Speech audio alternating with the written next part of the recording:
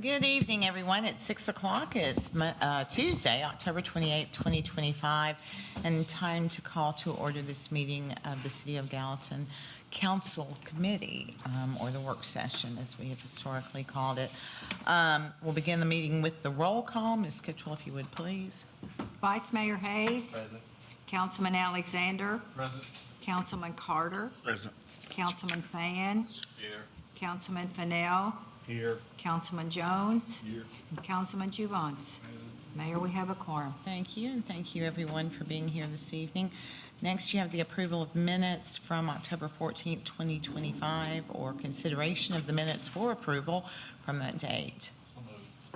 Have a motion by Councilman Alexander, second by Councilman Juvance. Are there any corrections, additions, subtractions requested?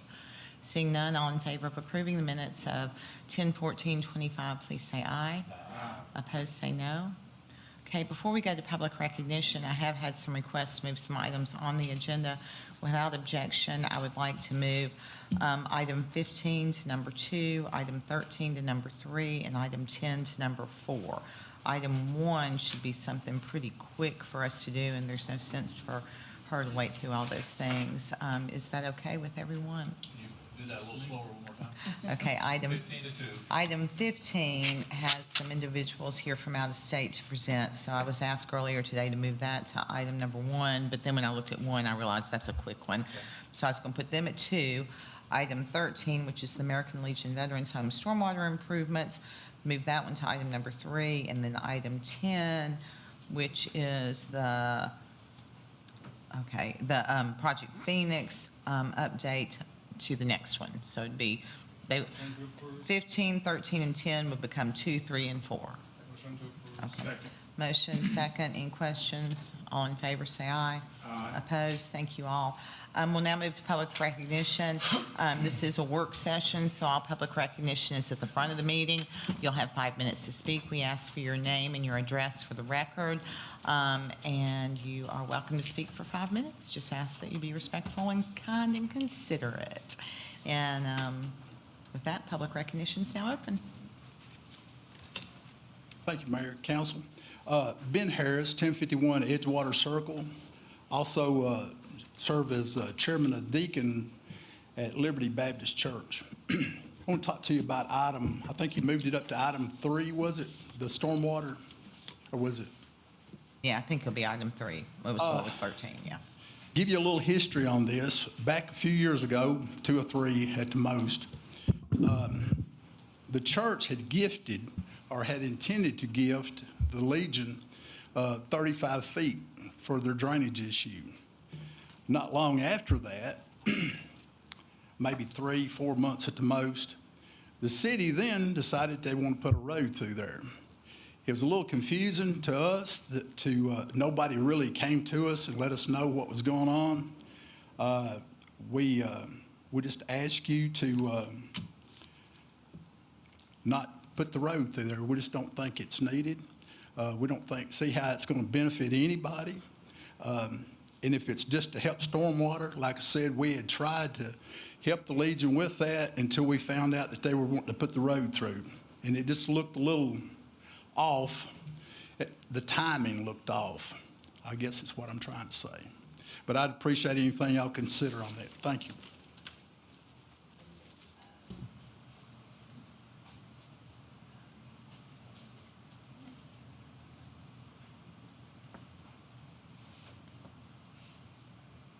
Good evening, Council Mayor. My name's Chuck Stewart, 1116B Littleton Ranch Road in Castilian Springs. I'm also here for item number 3. I spent a lot of time studying that area back there. I'm not an engineer, but I feel like there's another way to help the American Legion, which is what we want to do with the church, and to solve the traffic problem of the intersection of Wood Ferry and South Water there. I don't think we've put enough time in studying. I understand the ARPA money. That's a boost for the city to get that ARPA money in here to help pay for something. But I still believe there's another way to do this. You know, the traffic flow behind the church on that portion of Wood Ferry is not heavy. So if that road was just dead-ended and brought traffic back the other way, but if you go back there and look, the ditches need a lot of attention. there's a humpback in the road there. So when the water comes out, those two detention ponds are not catching it, and it comes across the road. Water's gonna seek the easiest path to run. So I'm gonna ask you, just like Mr. Harris did, that we'd like you to reconsider this and not condemn church property. Thank you.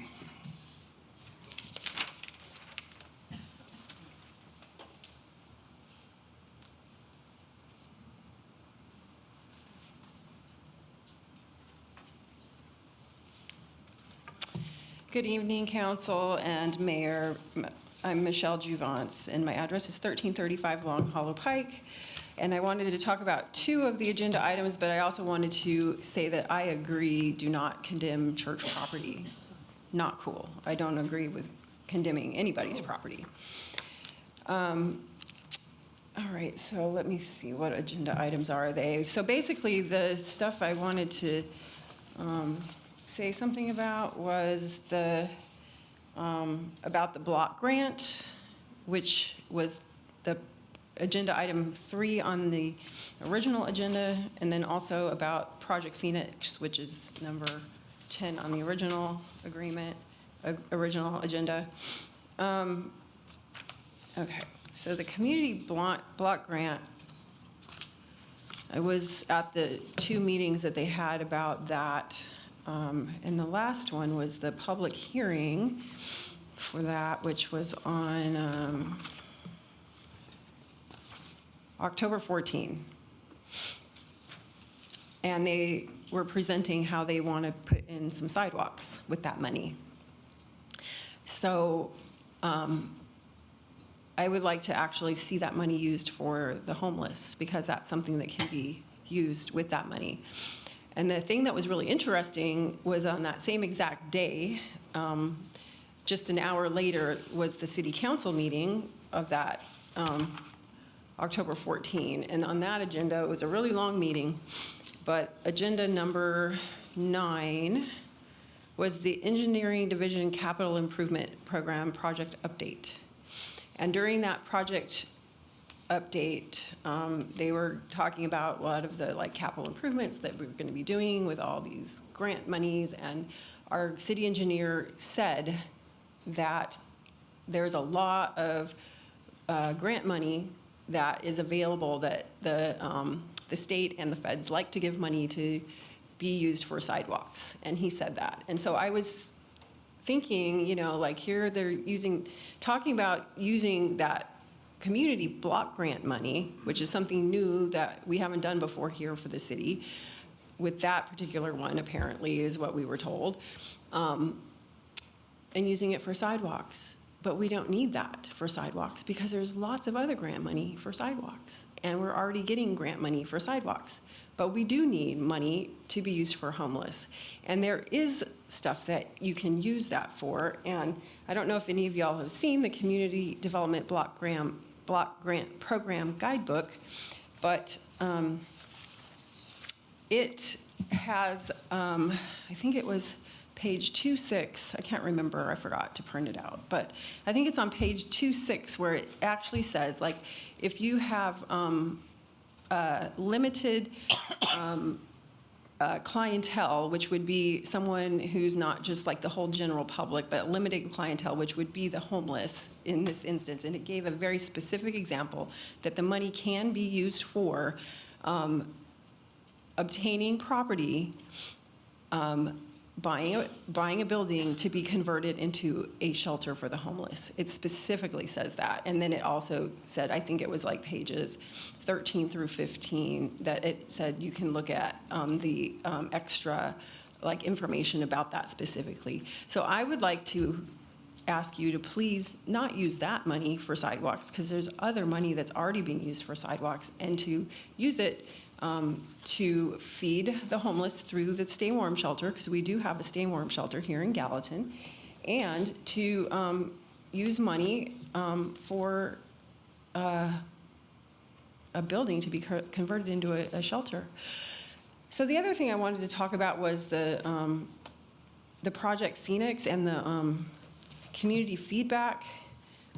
So this is a printout that was given out during that meeting. I don't know how many of you were there, but to do a survey. And the survey is basically like a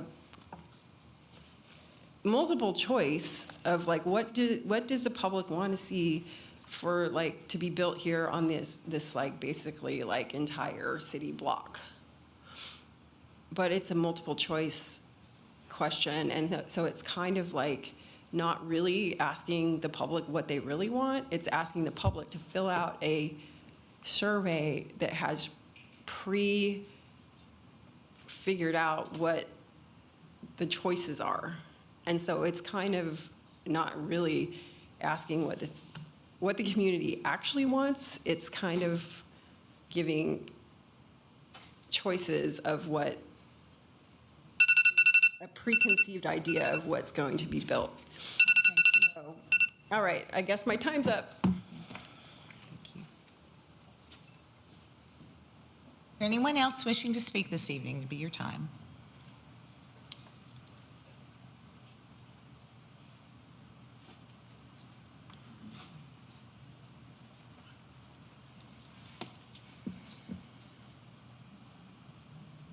Good evening, Mayor, Council. My name is Greg Johnson. This is Curtis Malone, and we're with the American Legion. We have a couple of things we'd like to talk to you about.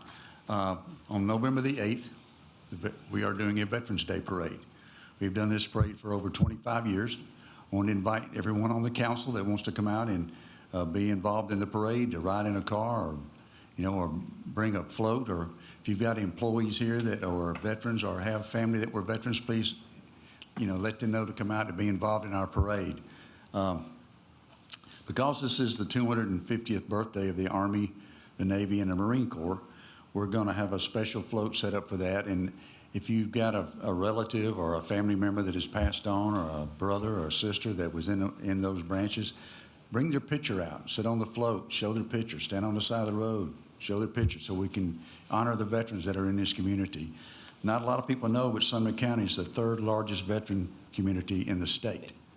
So there's a lot of veterans out there, and we want to make sure that they get honored. And we would appreciate that. I have some flyers if y'all would like to have some to pass out. We'll give those to you. Also, talking about the stormwater situation, we had thought we had things worked out with the city and with the church on getting the easement there to put a retention pond and then put storm drains behind the veterans residence and redo the retention ponds that were back there. And then for whatever reason, I don't know how it all transpired, but the county got involved, and then we ended up with a road. We're not in favor of the road either. We just want the retention pond that we're going to do to alleviate the flooding of the veterans residents. And we've been working with this since 2015, trying to get this accomplished. And some of it, it's just gotten drug out over the years, and we feel like we really do need to do something to keep the home from getting flooded, because the water's coming from across the street into those retention ponds. Those ditches are not deep enough. And we've talked with the city engineers, and they had a plan worked out to do that. So that's kind of where we are with that too. I don't know if cutting that road back behind there is going to alleviate our problem or not, but we just want the water to stop coming into our veterans residents and causing us issues and problems. That's all I got to say. Thank you for your time. And if you need brochures for the Veterans Day Parade, please let us know. Thank you. Anyone else wishing to speak this evening? Okay, I see no one indicating they wish to speak, so I'll declare public recognition closed. Move on to mayor's comments. I do have just a few things this evening. First of all, I want to say that I really appreciate the work, particularly of Jeff Henschel and Jenna Landstrom and our department heads yesterday for the state of the city. Also the Gallatin Chamber of Commerce. It was a great event, well attended, good feedback on it.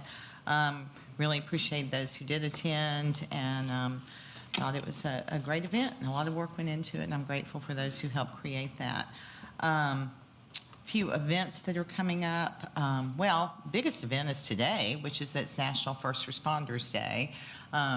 Shout out to Drew Schreiner and all the people that recognized our first responders today. You may have seen his little setup down by the police department serving our first responders, but there was a lot of that going on today. So a lot of people in the community paid tribute to those who serve as first responders, and we appreciate you all for doing that. But moreover, appreciate those who work in public safety each and every day, because it's much appreciated, and this is your day to be recognized, and so we recognize you on this day.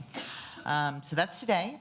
Coming up on the 29th, there is a candlelight vigil. It's out in front of City Hall. It happens at 4:30 and is with Home Safe. And as you know, Home Safe is a domestic violence organization. And so they will be out there holding a vigil and would welcome you to participate. There's a trunk or treat at First Presbyterian Church on that same night. On the 30th, the American Red Cross is having a blood drive at the Civic Center from 11 to 4. There's also a High Point Health Fall Festival, and that's happening in the parking lot kind of across the street from the back of the hospital. So I'm not real sure what that road is. Is it Bledsoe? Okay, Bledsoe. So it's across the street from the back of the hospital in what we call our Gallatin Police Department Training Center. So that'll be a neat event happening. Of course, the trick or treat on the square happens from 10 till 2 on Friday. I haven't looked at the weather. Hopefully it'll be a great day, because when the weather's pretty, it is such a fun time for young and old. Hopefully mostly for young. Sorry. No, that's not for me, Councilman, Vice Mayor Hayes. The Gallatin Ghost Walk's happening on Friday evening, 7 to 9, breakfast of the American Legion. I always mention the American Legion's breakfast, y'all. I just want you to know, because y'all do a great job, and encourage people to go. The 14th annual Sumner County, and that's from 7 to 10 at the American Legion, which is on South Water. The 14th annual Sumner County Art Guild Studio Tour is happening throughout Sumner County on Saturday from 10 a.m. until 5 p.m. There is a Ghost Lore and S'mores at Historic Rosemont. That's from 6 until 11 p.m. And then on Sunday, the Art Guild Tour continues. As Mr. Johnson and Mr. Malone mentioned, the Veterans Day Parade is on the 8th. It happens at 11 a.m. You can get more information from the American Legion. They always do a great parade, and I've been very pleasantly surprised at the number of people who show up to support it as observers of the parade. So get out and show your pride and your appreciation to our veterans. Whether you participate in the parade or not, participate in the parade by being a spectator. And the Gallatin Comic Con happens on the 8th and 9th. It's happening at the Civic Center this year, as it always does. And this year, I think the guest stars of the event are the actors from the TV show Chips, along with some other music artists and other special guests. But if you remember watching Chips, you might enjoy going there. There's also an event, I really don't know much about it, but it sounds great. Music Amplifies is the organization. They're presenting a performance of Stand By Your Man. It's at the Palace. It's from 7 till 9 on that day. The 9th is Miss High McCauley's birthday. And then the 11th is actually Veterans Day. Most offices are closed. Coming up on the 12th is the Power of 10 Regional Summit, in case any of the council members have interest in going. And then I wanted to get you to get on your calendar that the 14th through the 16th of November is the Tinsel and Treasures event. And then there will also be a special market at the station on that weekend, and then one at Rosemont from 2 to 8 on the 15th. So great shopping events to get on your calendar. So with that, I'll conclude Mayor's comments, and I'll move to item number 1 on the agenda, which is Historic Rosemont request permission from council to serve wine and liquor at 2 upcoming events. Christmas Market on November 15th, which I just mentioned, and Mary Mantles on December 6, 2025. And Kate Motion to Ellery is approve. here from Rosemont, or at least I think that's USC. I have a motion, I have a second. Are there any questions, any discussion, anything you may want to know? Okay, all in favor of approving that, please say aye. Aye. Opposed, say no. Ms. Woolery, you are free to leave if you. Oh, and one abstention by Councilman Alexander. So we will move now to item number 15, which is the Water and Sewer Cost of Services Study with Mr. Kellogg, our Public Utilities Superintendent, and some special guests. Thank you, Mayor Brown, council. A few years ago, we did the first third-party rate study for our water sewer system, just to see where our rates fit in with recovering the cost of operating the system. That time, we committed to doing a periodic review of those rates by a third party. Tonight, we have Jackson Thornton with us, Jim Marshall and Sarah Chandler. They're going to present the results of this year's water and sewer cost of service study. Thank you. And I'm the one from out of town, so thank y'all for your flexibility. We will do our best to go through this as succinctly as we can and valuing y'all's time.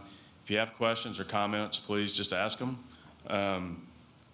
But I will start with the sewer study, or excuse me, the water study, but some general information at the outset and review some typical objectives. This is kind of a refresher for those of you that have seen this before, but when clients hire us to look at water and sewer rate or revenue sufficiency, the number one goal is to have sufficient revenue. Do y'all have enough money coming in to operate your water system and your sewer system as you see fit? And then from there, are your rates fair and equitable? Meaning everybody should pay their fair share, nothing more, nothing less.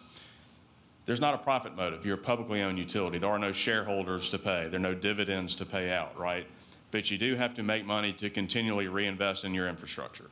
Whether that's driven by rehab and replacement or growth, we need to have money, y'all need to have money available to be able to fund not only day-to-day operations, but also long-term capital work plan. So we just want people to pay their fair share relative to what the costs are of operating the system, balancing that with ability to pay. You want your rates to be simple so that both your customers and your constituents can understand why they're being charged, what they're being charged, and they can calculate it should they choose to do so on their own. And also from a customer service representative standpoint as well, just the ease of talking through things.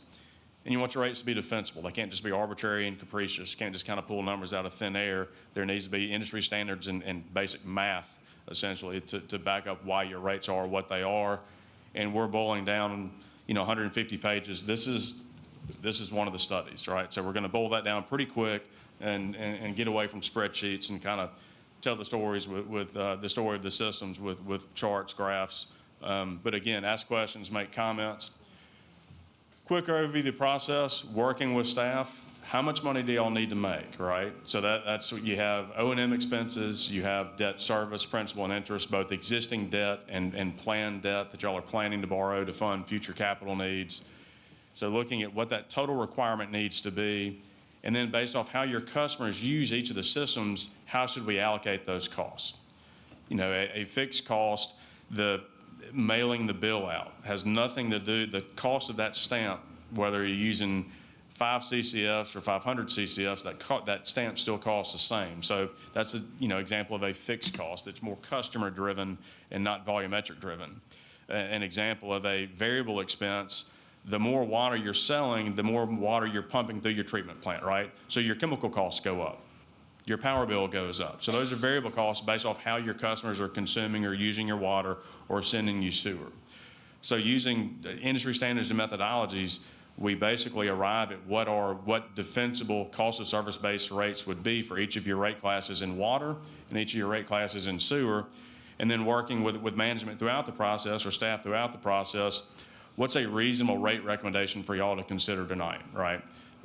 Knowing that a big part of this is debt service that is not yet here but is coming. So looking at water and water alone from a cash method, so how much cash needs to come in the door. O&M expense right at $6.2 million, payment back to the city of $160,000, debt service of just under $7.9 million. That's principal and interest. And I do want to point out that second footnote there at the bottom, that's associated with $89 million of debt not yet on the books, okay? So we're leaning into that. We're proactively trying to step into the debt service that's coming with that $89 million, and that's roughly $6.8 million of debt service that is not yet on the books, but is part of the rate target that we're trying to hit truthfully in the next 4 years, or we would like for y'all to hit in the next 4 years. Rate-funded capital of $1.9 million, that's money from rates to fund capital projects in addition to the projects funded through debt, $89 million there. And again, we're looking at water and water alone. Total revenue requirement of $16.2 million. We back off other revenue, that's late payments, interest income, basically anything y'all get from anything other than selling water of $850,000. The rate requirement or rates would have needed to generate just under 15.4 million to fully fund each of those four areas of requirement. And this is a really busy slide, but what I really want to point out, one is that in the 3 years we looked at fiscal year 21, we're looking at fiscal year 24, with some known and measurable adjustments on O&M. Your O&M has only gone up 12% in 3 years. Given what we've seen across the state, across the Southeast, we work with about 120 systems, give or take. You're controlling your expenses. I mean, you're growing as a system. If you look down at the bottom right number, volumes increased 16.5% over the same period. Your O&M expenses only increased 12%. So y'all are controlling expenses on an ongoing day-to-day basis. The payment back to the city is essentially flat comparing 21 to 24. Debt service, projected debt service has increased over the last 3 years. Interest rates are a little bit higher. Project costs have gone up a little bit as they have been refined in the years in between the studies. And rate-funded capital has gone up as well, again, driven by continued cost increases on truthfully materials and goods, especially in the water and sewer sector. So your revenue requirement has gone up right at 21%, and your sales volume has increased 60.5%, which has helped absorb some of those cost increases, right? So from a revenue requirement, just very simplistic, for every dollar that needs to come in, where is that, how are we spending or how are we investing that dollar? 1 penny is going back to the city. 38 cents of every dollar is going to fund day-to-day O&M expenses. 12 cents of every dollar is going to directly pay-as-you-go capital expenditures. And then 49 cents of every dollar is going to pay debt service, again, driven largely by debt that does not yet exist or is not yet on y'all's books. Revenue requirement by rate class. Again, we have the total system need on the left of just under 16 million, or right at 16 million. And then each of your rate classes going left to right. This tells us or indicates to us, it's a good visual on who is causing you to incur your expenses. That's based off number of customers in each rate class, volume sold to each person in each rate class. You're far and away a residentially driven system. That's not a big surprise. And if you look out on the far right, you have two wholesale customers, Westmoreland and Custodian Springs, Bethpage. And then a bunch of smaller rate classes relative to the overall sufficiency or overall target of the water system itself. Recovery by class. This sums up everything that we do as best we can in one slide. You know, we target just under that $16 million number. And if you look on that far left, the system need, you're at 80%. So that means for every dollar you need, you're currently bringing in 80 cents. Which truthfully, given the amount of debt that's coming on, y'all are well positioned to take that on outside looking in. And you can see, you know, your largest rate class as far as number of customers is right there to the immediate right of the system total. So second from the end on the left is your residential class, and they're at 87 cents on the dollar. That's a very good thing. And then you see some variability throughout your other rate classes. So what does that 80 cents on the dollar represent? It's a shortfall of about $3.3 million. So rate adjustments should be considered. And we really want y'all to consider tying it to when you're actually going to start paying this money back, because this is largely driven by capital needs and the debt service associated with it. And it's going to be about 4 years before that full debt load is on your system and you're paying that debt service on an ongoing basis. So that in my mind, that gives y'all 4 years to step into the increases necessary to be able to safely and securely cover that debt, as well as your other operating expenses and everything else associated with running a water utility. So how can we close the gap? And David mentioned it at the outset. We're going to work with y'all 3 times over a 5-year period. So we fully intend to be back in 2 years with another 2 years of recommendations for y'all. So we're just trying to get, I mentioned that 4-year period, we're just trying to get halfway there for now. So it's a 2-year plan for y'all to consider, knowing that you'll continue to grow and that growth will continue to eat into that revenue requirement, right? So we want y'all to do as little as possible to your rates to do everything that y'all need to do operationally and infrastructure-wise as well. So A lot of words, 2-year plan. So if you look, I'll start with residential inside rate class, which again is the vast majority of your customers.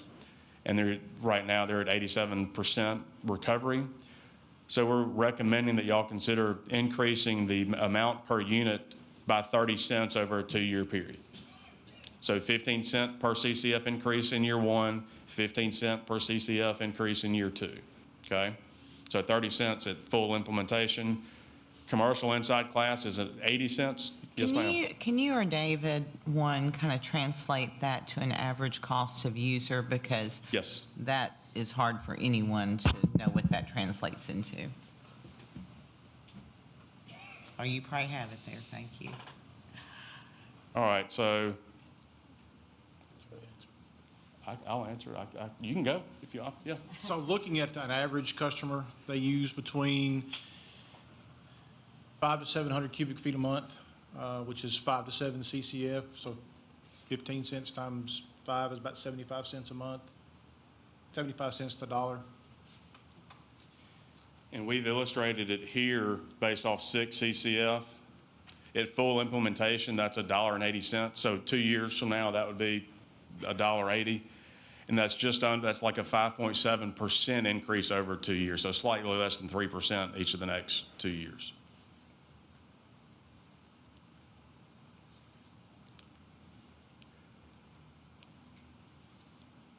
Commercial inside, 40 cents in year 1, 40 cents in year 2. Again, this is all volumetric increases. Irrigation, 50 cents each year, so $1 at full implementation. And then to your wholesale customers, increasing their volumetric rate by a total of 50 cents, so 25 cents per CCF each of the next 2 years. Total revenue based off 2024 billing statistics, total additional revenue would be $1.6 million. And Mayor, you kind of stole my thunder with the visual. No, you're great. You're on top of it. But couple things to point out. Debt service is a fixed expense. You're paying the bank the same every month, regardless of how much water you're selling. And ideally, we would love to see in time, and I'm planting seeds for years 3 and 4, some consideration around potentially increasing that $12 more in line with where it could be. Again, taking small steps like we're recommending tonight on the volume. This blue line here on this rate curve is your cost to serve on a per unit basis. This line here is representative of your current rate. If you're below the blue line, you're losing money. If you're above the blue line, you're making money. So there is a little bit of ground to make up, but we have plenty of time to get there. And not trying to be alarmist, just planting seeds. Rate impact by usage level. If you buy 1 unit, your bill would go up 30 cents a month at full implementation.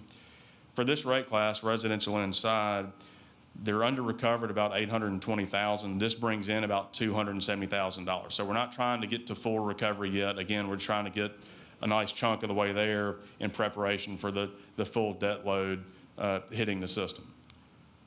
So from a recovery standpoint, you're at 80 cents on the dollar currently. This at full implementation would get you to 90 cents on the dollar. And then you can see your residential inside gets to, they're currently at 87, they go to 91. Larger increases on customer classes that have more volume per meter, with the idea of trying to get everybody in a relatively close bandwidth relative to their percentage of recovery. In that, hopefully in that mid 80 to mid 90 perspective or standpoint. And again, that's at full implementation. Any questions or thoughts on water before I step away and let Sarah tackle sewer? Go ahead.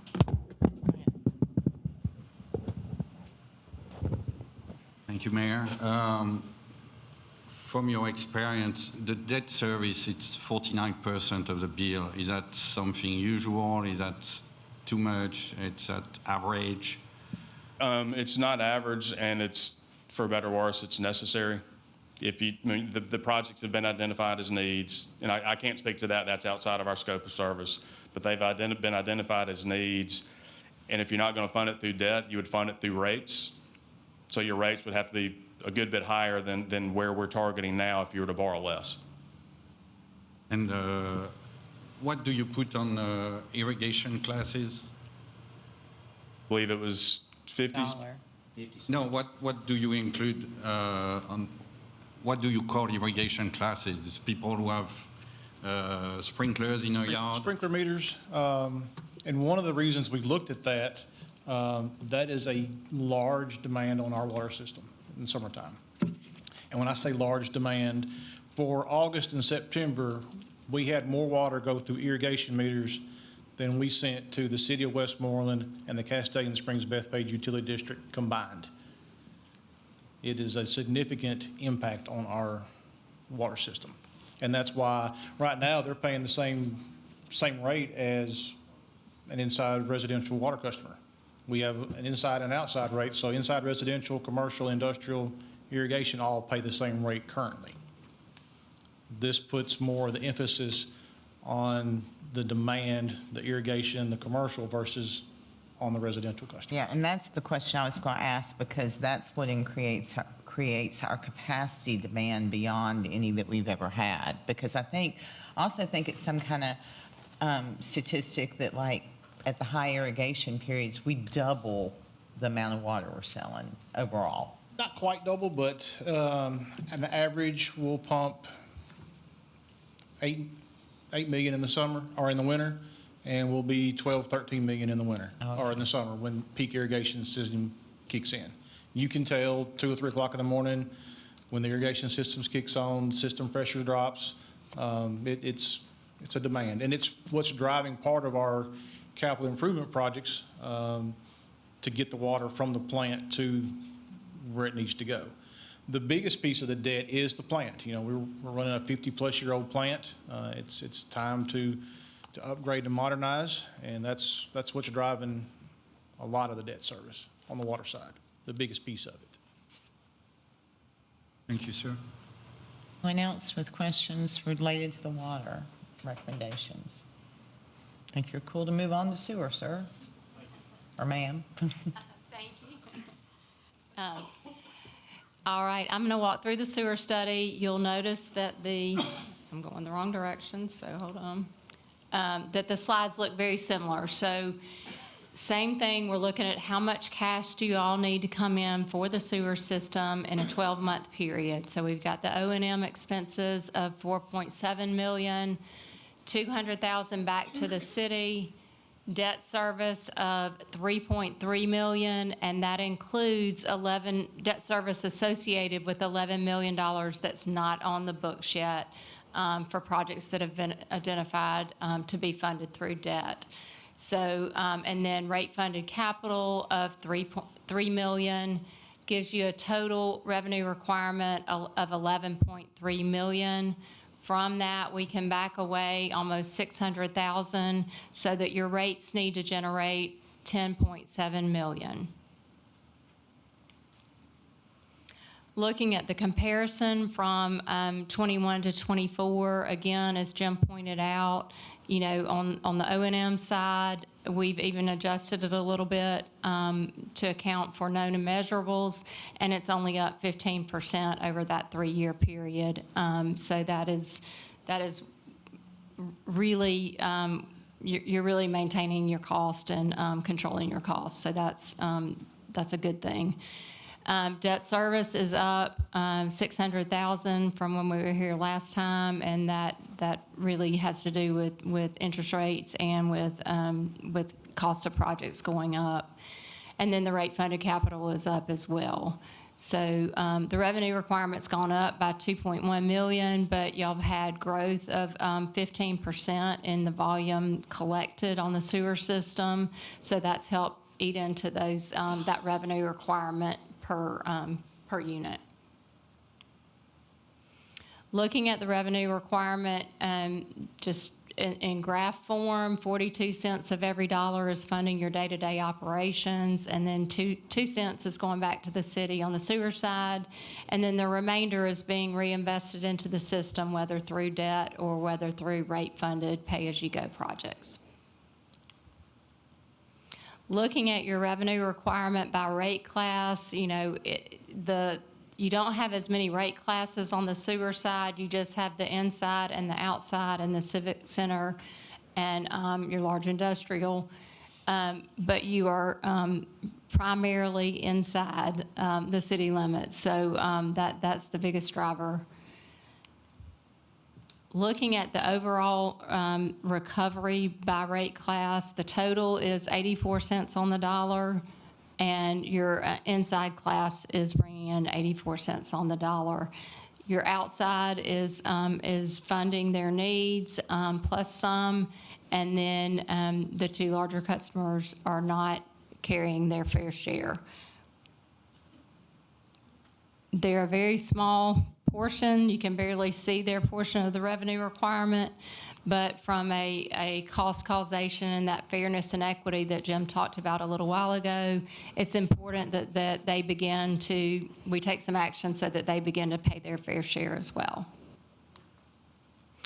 So the sewer system is under-recovered, $1.7 million on that $11.3 million requirement. Given the shortfall, we are recommending that y'all make some changes to the rates. Again, we're looking at things, we're looking at stepping into things. Y'all put yourself in a good position to look at it periodically so that you can take action for 2 years at a time and then reevaluate based on changed circumstances as you go forward. So for the sewer system, we're recommending that you, same thing, 2-year plan, but we're recommending that you increase the customer charge on the sewer system by $1.54 each year over the 2-year period, and then go up 10 cents per CCF each year. And then for the Civic Center, we're recommending that you increase the rate by 30 cents per CCF each year. And on Hoganese, we're recommending that you go up 55 cents per CCF each of the next 2 years for a total of $1.10. At full implementation, so at the end of the 2-year period, that will, based on FY24 billing statistics, that will bring in right at $980,000. So looking at the inside rate curve, the blue line is your cost to serve on a per thousand. On a per CCF basis. That is that $25.13, and then the usage charge of $2.91. Again, if you're below the blue line, you're losing money. If you're above it, you're making money. So the green line represents the recommended proposed rate at full implementation, which would have your customer charge at $15 and that usage charge of $3.45 per CCF.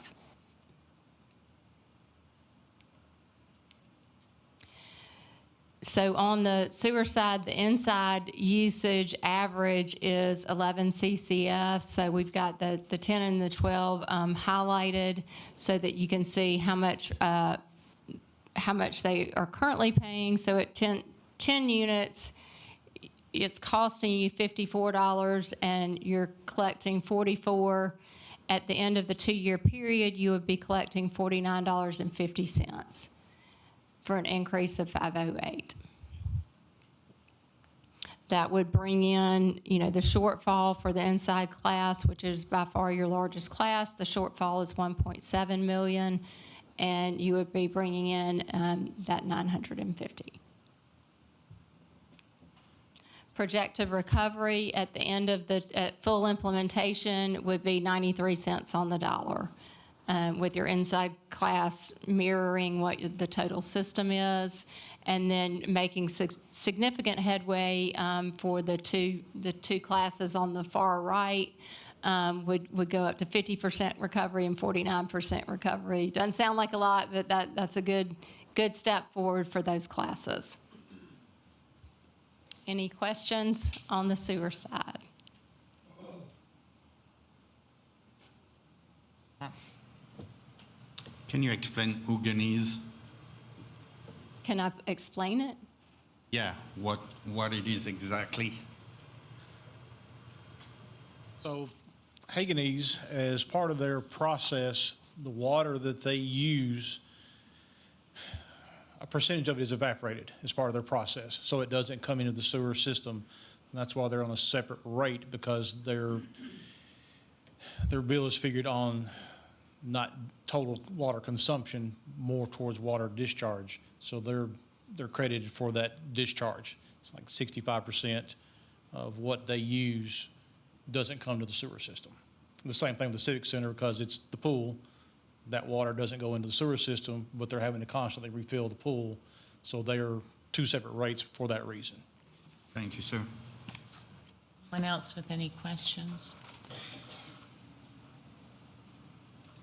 Just a couple of things. With the North Central Water Regionalization Project, we wanted to be able to have a firm wholesale water rate. Currently, we don't have we have a Castellan rate, which is a percentage less than our inside residential rate, and we have a Westmoreland rate, which is a discount off the inside residential rate. So we would like to establish a wholesale water rate that's the same for both. We've also been approached by another utility about purchasing water on a long-term contract. I'd like to be able to offer them a rate as well. That way they know what it is and how it adjusts. And that's part of what they looked at in this study. So would the proper action be to come back with a resolution with these rates on that? I would like to come back with a resolution at the next, or an ordinance at the next committee meeting, implementing the rates. I would also like for you to consider bringing back a resolution to establish a senior assistance program, basically something to help offset some of the rate impact on our senior citizens. Maybe a 65 and older, 150 to 200% of the poverty rate, and give them maybe a 10% discount off of their usage, something like that, just to kind of help that. That's when we implemented the rates last time.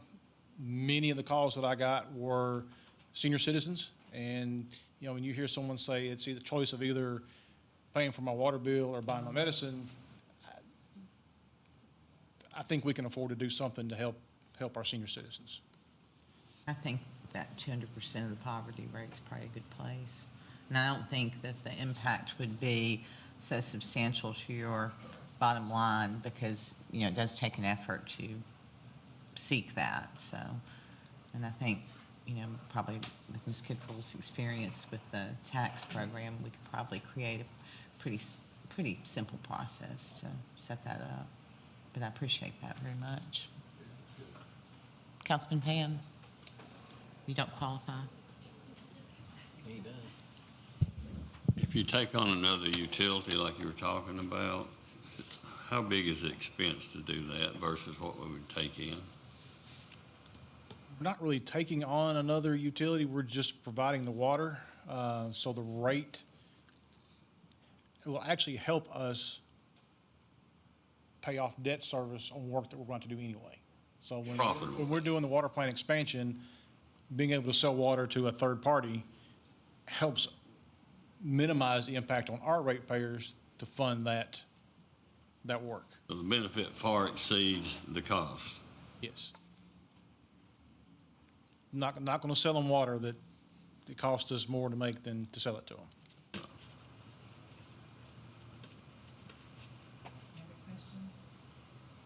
Thank you guys so much. You were very succinct and thorough. And with this body's endorsement, he will come back on the next agenda with those resolutions. Thank you. Everybody? Okay, thank you. Okay, so now we are moving to item 13, which is the American Legion Veterans Home Stormwater Improvements, and for that, Nick Tuttle, our city engineer.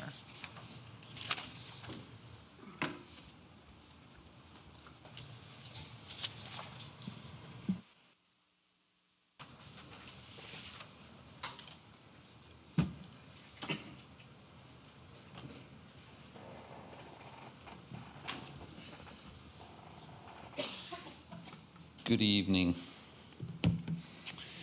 You did hear from a couple of members of the church tonight and representative from the American Legion Post 17 about this item. But let me share with you just a little bit of history as well as we look for you to help make a decision on whether or not you want to move forward with the project. So as was mentioned by folks with the American Legion, there was a complaint probably about 10 years ago that came in, as far as I can remember. I believe it was about the same as what he was saying. And at that point in time, we identified what we thought could be a solution and offered that to the American Legion to move forward with how they could address the issue with flooding behind their building. The problem for us was the best solution that we could come up with was work that would be done on private property. And so there was no way for us to participate in solving the problem. And as we fast forward to just a couple of years ago, which was mentioned by Mr. Johnson and members of the church, that they thought we had something figured out. If there was a solution that was figured out on how to fund it, we don't know how that solution was arrived at. If they had volunteers that were going to help to fund the construction that was talked about. Maybe they did, maybe they didn't, but we weren't really involved in anything more than offering what we thought was a potential solution for the issue that was plaguing the American veterans residents there. So while all that was going on, the city did begin to develop the Southwater Avenue widening project with the streetscape. And as was mentioned by one of the representatives from the church, that did happen over the past couple of years, that funding was given to the project, and we began to develop how that project would look.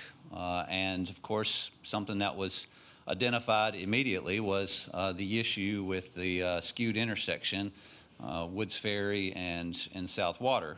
And so the recommendation, of course, was to remove and try to find another solution so that traffic could be mitigated. So with all that said, last year Sumner County came forward with an offer of ARPA funds to help improve the stormwater issue for the veterans residents. They offered us $500,000 to go towards a project that we had estimated to cost a little over $1 million. The city and county could work together to solve the stormwater issue and to correct the severe skew of Woods Ferry and Southwater, all with one project. Good news, no private funds were needed. We were going to create a new public right-of-way that the stormwater issue could be addressed in. And it was going to allow us to expand the detention area where currently Woods Ferry Road sits. So with the portion of Woods Ferry Road removed, the city-owned detention pond could be expanded. The transportation network could remain highly functional with the connection of Hell Avenue to Woods Ferry, which also creates a public path through a new right-of-way for stormwater facilities to be extended from Southwater to Woods Ferry and around to the city-owned pond at Bales. And I'll show you some figures just so you can see a little bit more what I'm talking about. This was included in the update that we shared just a couple of weeks ago when we talked about this project, just to give you a demonstration of how these few things could work together to solve a couple of issues. And so I've already kind of spoke through it, but the issue of stormwater hitting the residents is on the back of the property. And as was described by some other folks, water is coming from this area and Bell Street. It's not really overtopping and coming out of the pond, but anything that hits on the street and some of the things that would hit on Bells and some of these other developed properties would get into the roadside ditch, potentially overtop when the events were significant enough. But the ditch that runs along the back of the residence is really poorly defined and is extremely hard to maintain, given that they have a lot of crawl space openings that are right there on the back of the building and just really just a few feet off of the road. So the solution that we arrived at was to go in and put a curb and gutter system along the edge of the road that is adjacent to the Americans' home residence. As you can see here, with Woods Ferry gone, you can see the fine grading detail here of expanding the pond so that we're not increasing any of the stormwater runoff that is going to head down. And as we've talked about, all of the issues in the Hale Estates subdivision, this allows us to basically not move the problem that's hitting the Americans' residents down the hill into Hale Avenue. It allows us to move the problem back into a detention area that we already own and maintain. And then, the other piece of this, that's the stormwater element. The other piece is of course, this severe skew that has been brought up a couple times and by me as well.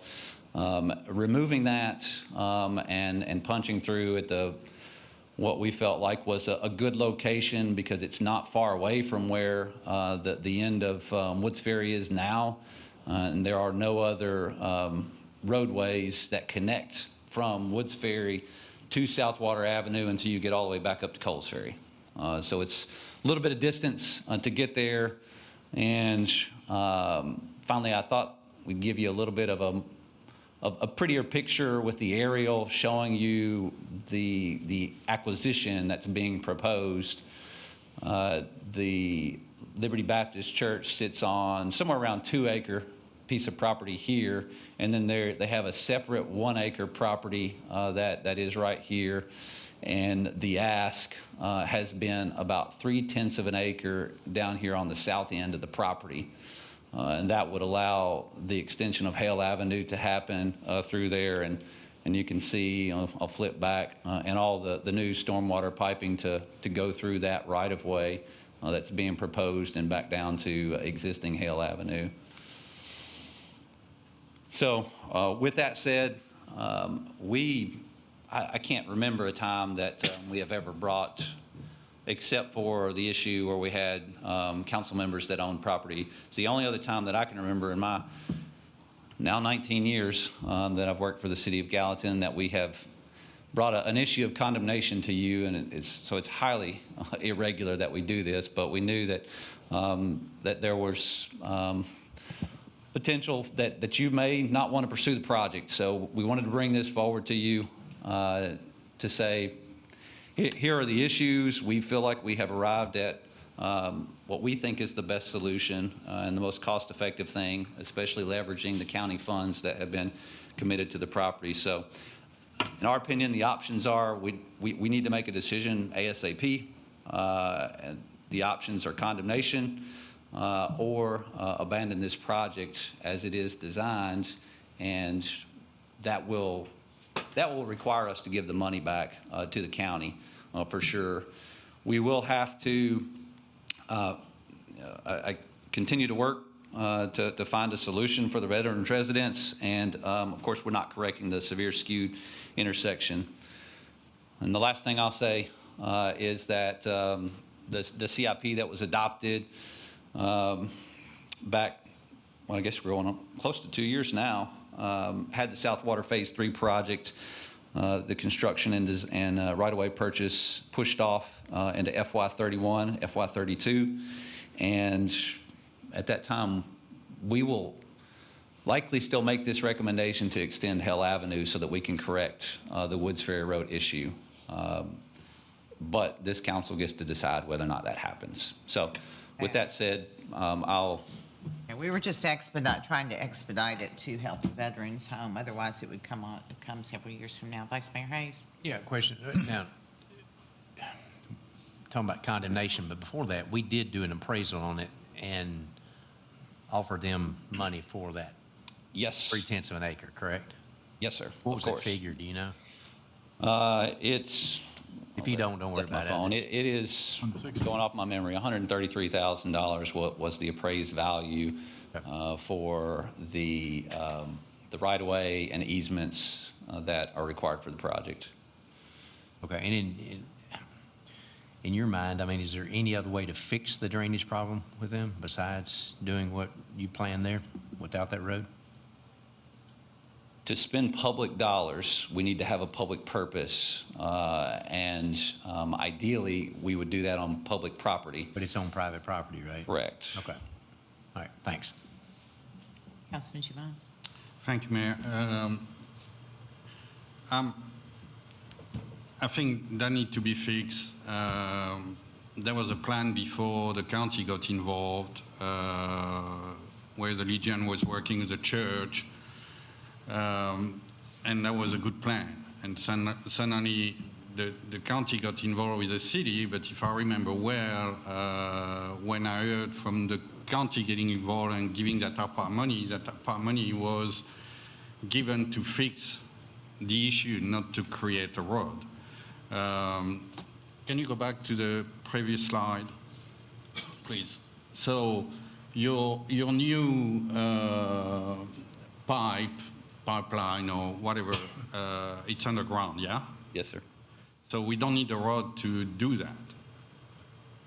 We do need There's the a road. pond expansion to not have a pond there where the road is. So the original plan that was proposed 10 years ago included a pond in the area where the road is. Yeah, including a pond extension, but that the plan. Well, it was a brand-new pond. So they have, you can't really tell on this sheet here, but there's a very small, I'll call it a duck pond. It's Yeah, just there is a small pond on the a very corner small there. pond. And so the proposal about 10 years ago that really sat on the shelf was to create a new pond that took up, I don't want to say half that space, but probably almost half of that space where the road is being proposed. I didn't think to include that. I didn't know that we would get into that part of the discussion, but so it was right up in this area, that small pond to replace their tiny pond was being proposed. But on that plan, there is no pond. That means you're gonna have. Correct. There's no pond here because Yeah. we expanded the pond here. So that's what I mean. To do that, you don't need a road. We do not need Hale Avenue, but we do need to remove Woods Ferry. So there's got to be an alternate access for the people that live there. To complete the stormwater piece. We do not need Hale Avenue, but we do need Woods Ferry. We need it to be gone so that this pond can be expanded. What I would like to know, because that need to be fixed. We're in the impression that was going to be fixed before next winter, so there was no issue. So I have a question to Commissioner Harris. I would like to suspend the rules. Second, all in favor? Aye. Opposed? Okay, rules suspended.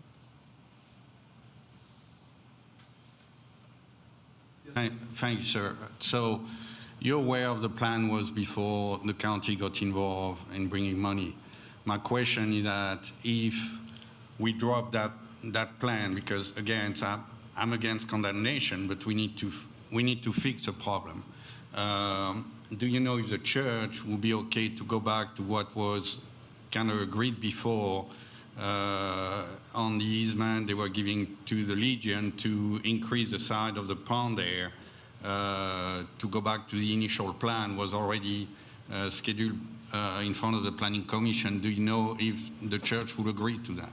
I think we could probably come to an agreement on that. I believe we could. Like I said, the original agreement was to give them 35 feet and to help the Legion out with the drainage issue. Yeah.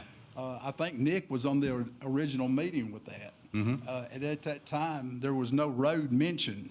No, I know. It was just specifically doing the drainage is all.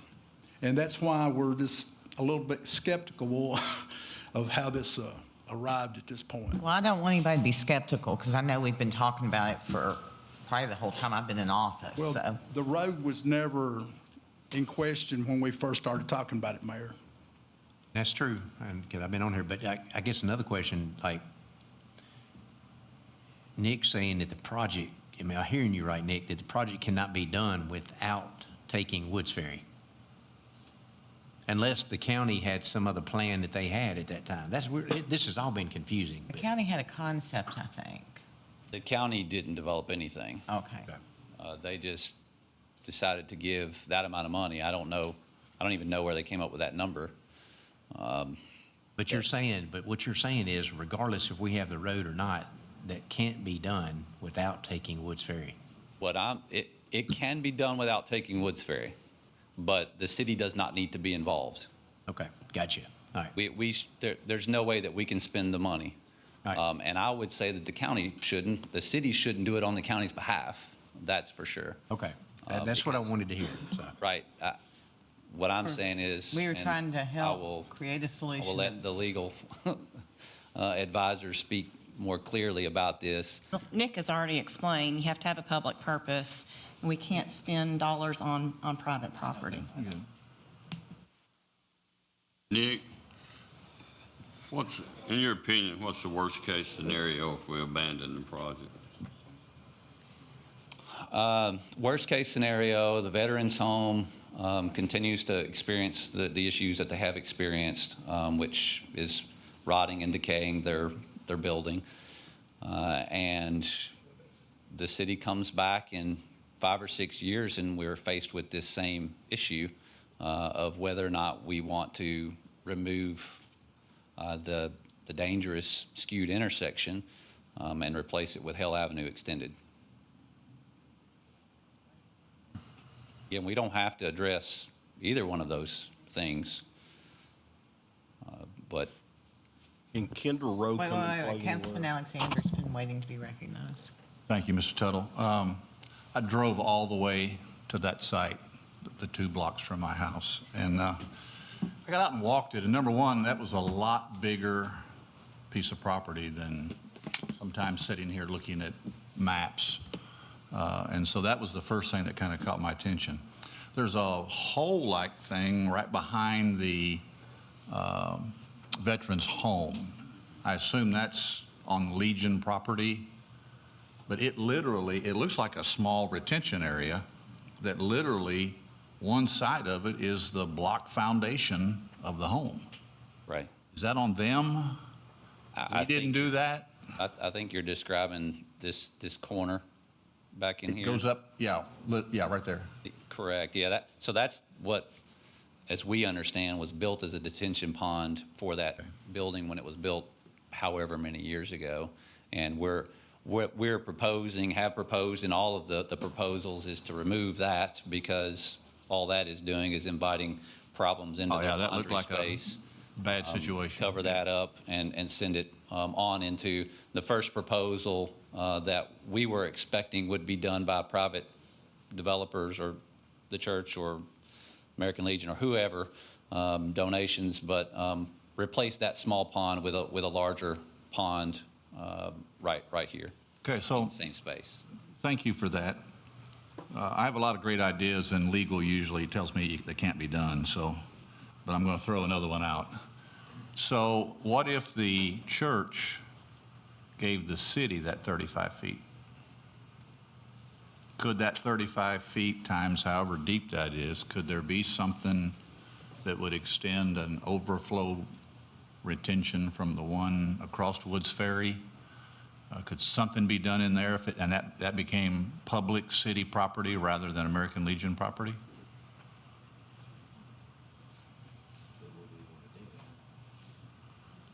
It has been our position that it's not the city's problem to fix.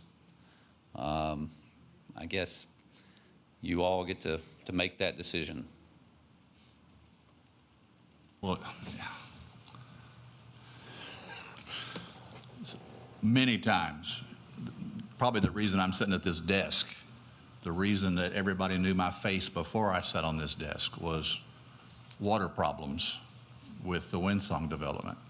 And, was always told, you got nothing to worry about, we're going to take care of it. And for a fact that wasn't the case for many years until thankfully you became a great help to stop flooding my property. only flooded twice this year, and once was the neighbor's pool, so you're off the hook on that one. It is our problem. This water is coming from elsewhere in the city. It's not just the Legion's property. That's not creating the problem. The Legion isn't creating the problem, or maybe the biggest chunk of it. I would think it is the city. It's the overflow from the retention pond that we own. It's the poor ditching. It's all the things we're saying. And I'm, if we can use the ARPA funds, if that was the city property, can we use the ARPA funds? Was my question. Usually Susan shuts me down by now, but so far I seem to be on. I don't even know if what you are describing, if it would fix the problem. Like, a lot of that's an engineering question that Right. I have no idea. And it would have to help. I would think it would have to help. I'll let you think on that. Last question. So up there where Woods Ferry comes out and hits Southwater, there's a little triangle out there of property. Is there nothing that could be done on that end to make that more of a 90-degree intersection rather than coming out at the 45 or whatever it does there? It's great for when you're heading north on Southwater and you get off, because it's just like a ramp. You just slide right into it. The problem is when cars are coming southbound on Woods Ferry, that's a very, you're looking way back this way for traffic. Could we not do something that would turn that to make it more 90 degrees? Has that been looked at? There's a lot of grade change right there. I can't say that we've studied that super close. Let me explain a little bit more where I've gotten to the public purpose piece here for us. We have considered, so first, the stormwater is not the city's stormwater. None of it is. It falls where it falls. Are you going to blame God? You're going to. I will give him credit for the rain. Our role and responsibility is infrastructure, and nothing that the city has done has created this problem. We have not poorly maintained infrastructure. We have not put infrastructure in a place that shouldn't be, that has created the flooding. And so what I'm saying is there's nothing that we should correct because we've done something wrong or neglected to take care of something. So we have purposed to get involved by taking an issue that we do have with the poorly aligned intersection and moving it into a place where, hey, we've just created a new stormwater path. And we've created an area that we can expand the stormwater facility. So to ignore that piece of it and to go forward and say, can we just deal with the stormwater piece that we aren't currently at fault with without any other excuse or correction that we're making, that's where I'm having trouble with the argument of public purpose. I'm just trying to find a fix, Nick. And we have tried to find that as well. I know. And that's why we offered what we offered, even when we did. We don't normally draw plans for somebody like we did 10 years ago. Try and expedite something, 5 years. 10 years ago when we created a smaller pond for the American Legion, I don't even know if we've done that anywhere else. We, as you do, felt compassion for the residents there with the veterans and tried to offer what we could. Didn't ask you to do that, so I hope that's okay. But that was what we felt like our offering was to them to try to correct the issue. We just couldn't step off into the private property to do anything else, asking our public works folks to do that kind of work. So I hope that makes sense. I feel the struggle. Councilman Fennell? No. Okay, Councilman Javance? Thank you, Mayor. I worked at Poverty plenty of time. I looked at the water system right there on Woods Ferry. And I was there when it was raining, and basically the water go over the road on the veterans' property. So I have to disagree with you when you say it's not the city fault, because everything was built in a city is approved by the city. So if a developer, if the way to convey water on Woods Ferry is inadequate, I mean, that got approved somewhere. Yeah, to be clear, I don't think a whole lot of approvals took place back in the day. I think, Do you know how old Woods Ferry you're putting Road is? everything in a modern context, and back then, people just built what worked for them. I mean, that neighborhood around Guild is a perfect example. You know, they bought a bunch of land and built a neighborhood, and everybody was glad to have houses, and the city just kind of expanded. Ms. And Hamilton? I do want to caution that if we're going to take that on, we're about to take on a lot of liability all across the city, if that's going to be our argument to fix this. And you know, we all feel compassionate. We all want to correct this problem. I think we're all feeling the struggle here, but we also don't want to, we have to make sure there's a public purpose, or it's not going to be legal. It's going to be the comptroller getting involved. So that's where I have an issue when we talk about public purpose, because for me, creating a street, you know, I don't see what the difference between adding a 200-foot street and fixing water issue part of the system. So again, I'm against condemnation, so I can't. But we need to fix the issue. I'm glad. Thanks for saying there is, if we have to go back to what was planned initially, that's what will be done, but we just wasted a year, more than a year of issue we could have been done already. Mr. Tuttle, will you address what was planned initially, because I'm not certain it was executable? Yeah, unfortunately, I don't have an illustration to show that, but I don't know what the best image is. I've tried to explain a little I'll bit. recognize you in a second, Councilman Pam. So the initial plan that the engineering division created was a small pond that sat right here in this area that is currently owned by the church, and in that same space, a smaller space than what we're proposing now, as has been discussed. And it would replace this pond that's in the corner. And we were also, because we could address the infrastructure piece, we were looking at putting a curb system here behind the veterans home to make sure that, you know, anything, like you said, Mr. Javance, anything that does come across the road would be caught by the curb and taken to the new pond that was proposed to be over here on the north side of the residence. Did that help any? Well, Trying to explain the I same thought our thing. discussion was that at some point that you thought it could work, but it wasn't thoroughly engineered and you didn't know if it could. And immediately when it came to us, we were like, wait, we're planning to put a road there in, you know, a decade or so. So I thought we had some kind of conversation that you said there was a concept, but it wasn't thoroughly engineered.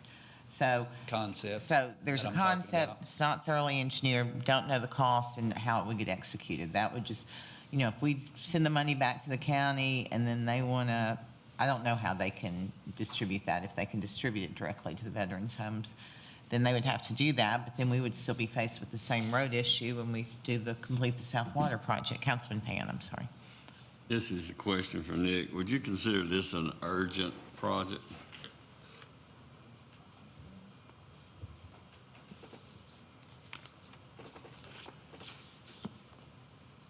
I do know that they experience this issue regularly.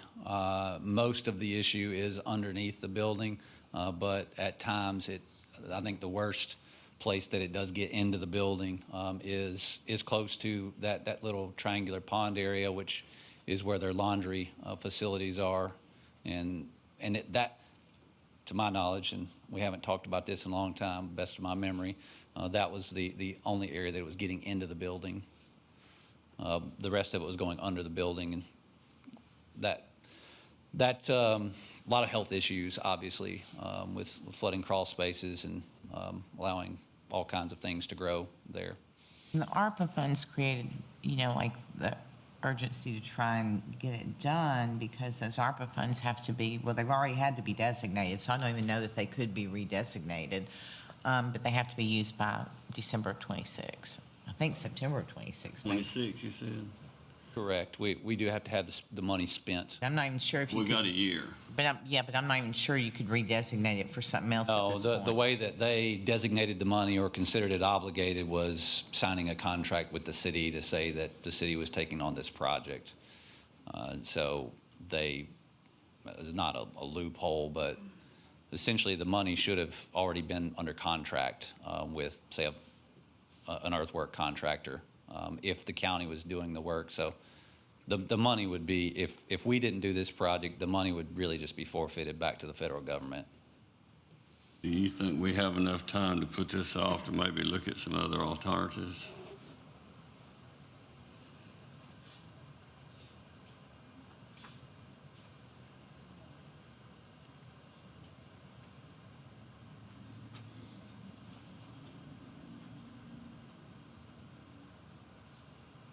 Nothing comes to mind.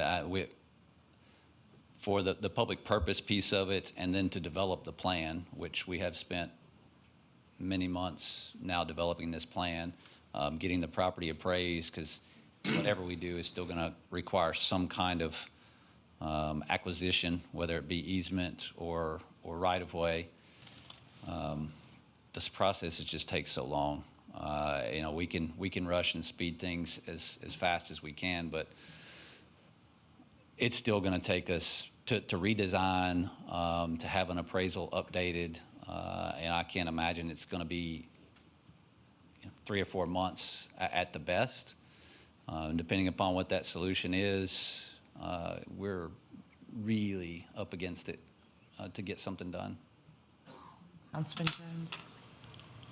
Nick, was it Taylor that was the engineer that left last year? That was the Lance Wagner. Lance. That worked. I don't know why I said that. Lance. Stormwater. Yes. Me and Lance met up there. Yes. And we talked about it, and that's what he was talking about: the curb, a gutter on Right. the edge of the road. Right. To catch that water coming over the road. Which the city was willing to commit to. Yes. That's what he was saying. And we was going to dig a pond on the north side of the Legion. Yes. A retaining pond. It was 14 foot off the building, Right. 50 foot, 60 foot long, and Right. spill into the drain that's right there by the end. I mean, that's what we was talking about then. And I mean, it sounded like a good idea to me, but because that little pond, like you said, it's just a duck pond right there. Mm-hmm. It's nothing. But I didn't know if it would be feasible to do that with a wall up, concrete wall down beside their wall. I know they still got to have access onto the building, but Right. we put dirt up against the building also, Right. but it's just so much water right there. But I mean, to me, that would be the cheapest and the easiest fix. But I agree with Paul. I don't know the Legion's money wise. I don't know. I know they can't use Right. that grant, the Arbor Fund there. But Right. I mean, I was just trying to help out the Legion also, so. Because I played ball for them back in the day, and it's just I just part of the being here in Gallatin, Absolutely. and I'm a ditch digger, so that's just all I do, But to me, that's feasible well, especially if y'all was willing to curb and gutter that down to it. So Councilman Fennell? Yeah, and I apologize if this has already been asked or answered, but I would say that when the American Legion buildings was built, there was certainly no problems with this. At what time did this problem raise its ugly head as far as the water? Yeah, I'd have to rely on those guys. Something that was built and changed the water flows? No, not to my knowledge, but they may have a little more history than I do. I know that it's been at least 10 years ago that we started talking with them about it, but there was a lady there before, Mr. Johnson, that I felt like I'd spoken with as well, but it's been a problem for quite some time. Reason why I ask is I own a bunch of properties, and I got 4 properties that you're aware of that for 30 years never flooded, even with the great big flood. And now that I had 17 trees on the creek bank that went on top of my houses, and I probably spent $200,000, but that water has come from somewhere and has moved from some place. And that's what I was asking that question as far as the American Legions. Well, I know this area to the east, or the top of the page here with Bell Street and all around, has been developed for a long time. So nothing's really changed here. It doesn't have the same complications that yours does with the velocity of water creating bank erosion and more issues with development that's also occurred upstream of yours. So I think it'd be hard to say that really anything has changed here in the past 25, 30 years, other than the fact that we do believe we are getting more intense storms on a regular basis, about the same amount of stormwater or rain, but when we do get those More in a shorter period of time. they are. So just the way that, I guess, the weather's working nowadays. Would the church be willing to donate some of the money that they have offered in the past? Well, I don't think that they were planning to donate any money. They were just looking to donate an easement or maybe even a portion of their property to the Legion and allow improvements to be made so that the flooding could be solved. Kind of a dumb question, but would it be possible to have dig their existing retention pond deeper and maybe add another smaller one that was deep too? Like getting the water to it. The one back at the back on Bell's, is that what you're asking? I mean, if we went deeper with it, would it alleviate it? No, because we do have to get that back. We still have to get it back around to Hale. That's where this water is ultimately trying to get to, and we can't get any deeper to still have it drain properly. Would it be possible, since Councilman Alexander lives in that area, maybe to put a retention pond and drain it over to his yard? Why? Why? You can't get the water to drain uphill is the problem, and it's got to have some kind of collection downtown, downhill that's diverted away from the veterans' home. You could use pumps, but we don't have any of those right now. We'd prefer not to. Councilman Javance. Thank you, Mayor. Do you need to close Woods Ferry on that triangle to increase the size of the retention pond there? That's why you want to close Woods Ferry, or just because it's a dangerous intersection on your plan there? Right, so back to can we create a public purpose for us to be on the property between the church and the American Legion?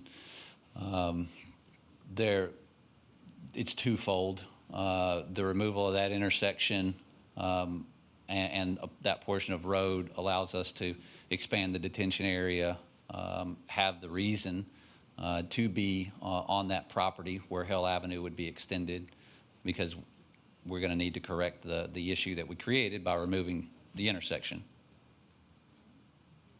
So you will stop Woods Ferry at Bell's, or Yes. you will go further? No, it would stop at Bell's. It would just be a 90-degree bend right there.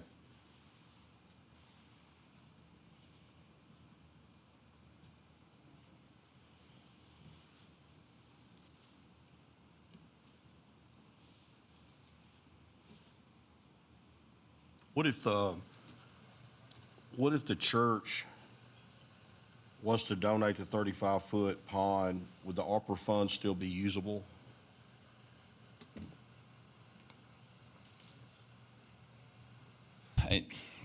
For me, that's hard to justify the public purpose still. I don't know if we're assuming that the property is going to be donated as city property, or if it's an easement.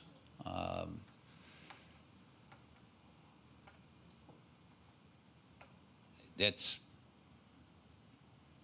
you may need, it's probably a discussion that Susan and I would need to have, I think, in much further. Yeah, that's something that we would have to look into and research and get a lot of issues worked out. I can think you kind of feel us that I don't think any of us, and I'm speaking for myself, but I don't think any of us want a condemnation of the church property. I don't think any of us want that, any of us. No? I think we need to work on this a little bit more. Yeah, again, I don't want condemnation anywhere, so I'm against that. Why don't we bring it back in? We don't have a work session until December. We don't have a work session in November.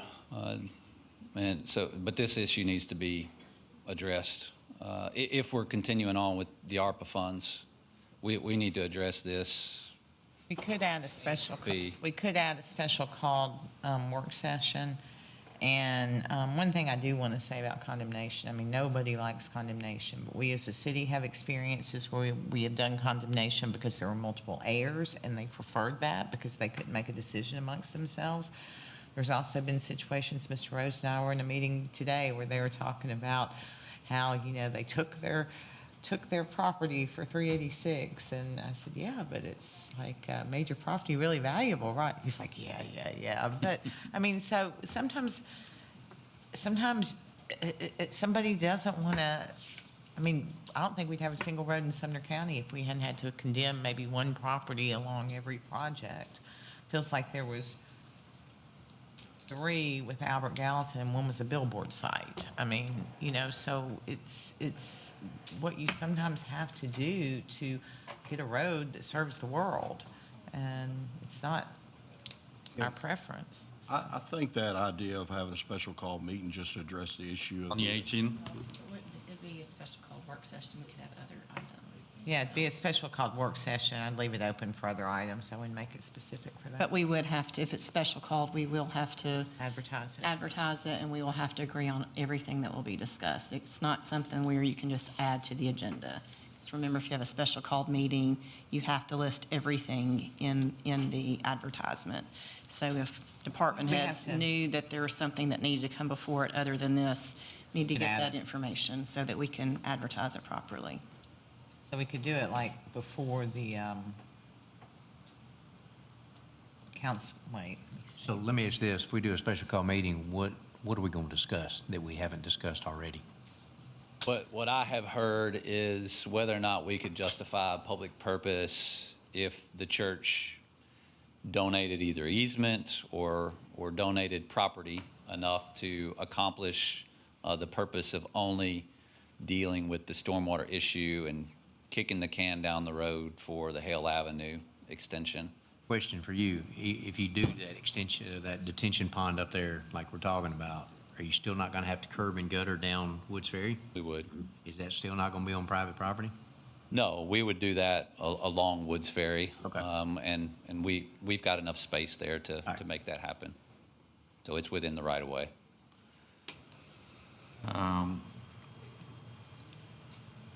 I think we can do a special call meeting just for that. Well, again, we wouldn't want to do it just for that in case something comes up before now in the advertisement from the department heads.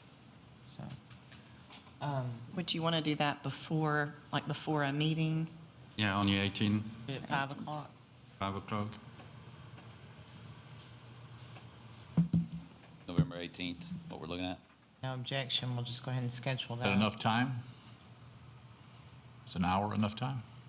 Well, we will, What we typically do is, regular meeting to begin at Follow. 6 or as soon as that's finished. And can we agreed to remove the condemnation from the table? I mean, we found another solution or we lose the money. I think I make a motion that we remove the condemnation option. I'll second that. Motion second. All in favor? Aye. Opposed? Okay. Well, guidance, so we Can I just get need. clarification on that? Are you just We just saying need to for- figure for out us not to legally, move does the forward money with go back to the condemnation county between now with and that? then? Or are you saying we're not going to condemn, period? Okay. But that can't keep a future council from doing it, so, right, True, for this project. right. Whenever y'all get to that in the future. Okay.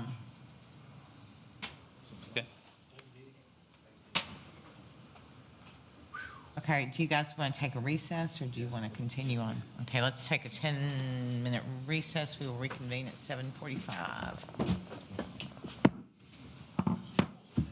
Honey, I told you it might be long. That's a bad idea. That's a swimming pool. What? Are you off your meds again? What y'all arguing about? Put a retention pond in my front yard. Yeah, that's not going to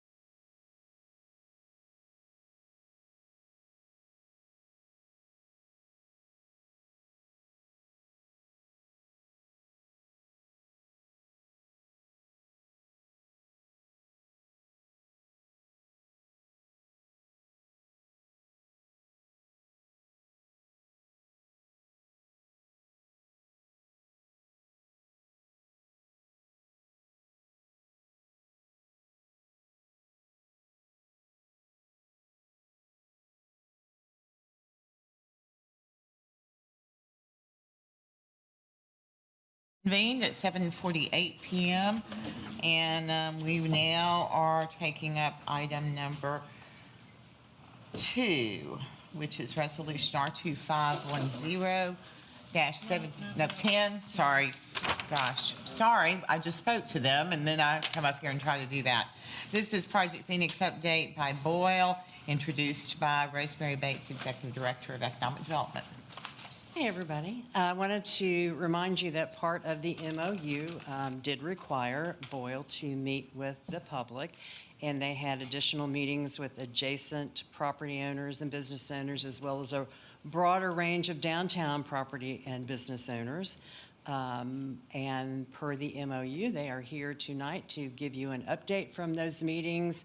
There is no action you need to take tonight. This is just information. So it will be Mr. Haynes and Mr. Harlan, and please be gentle on Mr. Harlan. It's a tragic day for him. He turned 40.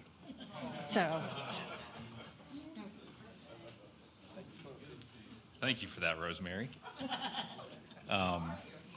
That's okay. No, we're glad to be here, and Council and Mayor Brown, thanks for having us. As Rosemary mentioned, over the last, it's really been over the last 2 months from the restated and amended MOU that we were going to take steps to take our conceptual design that we'd worked on through the end of July and get public feedback related to the conceptual design. So where that started was on the 24th of September. We met with what we'd call our downtown stakeholder group, which was primarily local business owners here and adjacent property owners. We did that in a segment of just 2 meetings, 2 meetings in succession. Felt like we got some very solid feedback there. And I think as much of anything in those meetings was to be informative. There's been a lot of questions about Project Phoenix, about what it is, what it isn't. And I think just give some transparency to say, hey, here's what we've done to date. Here's what's stated in the memorandum of understanding that we've had signed with the city, and here's where we're trying to head, and would want to hear some of your pros, cons, and feedback and concerns.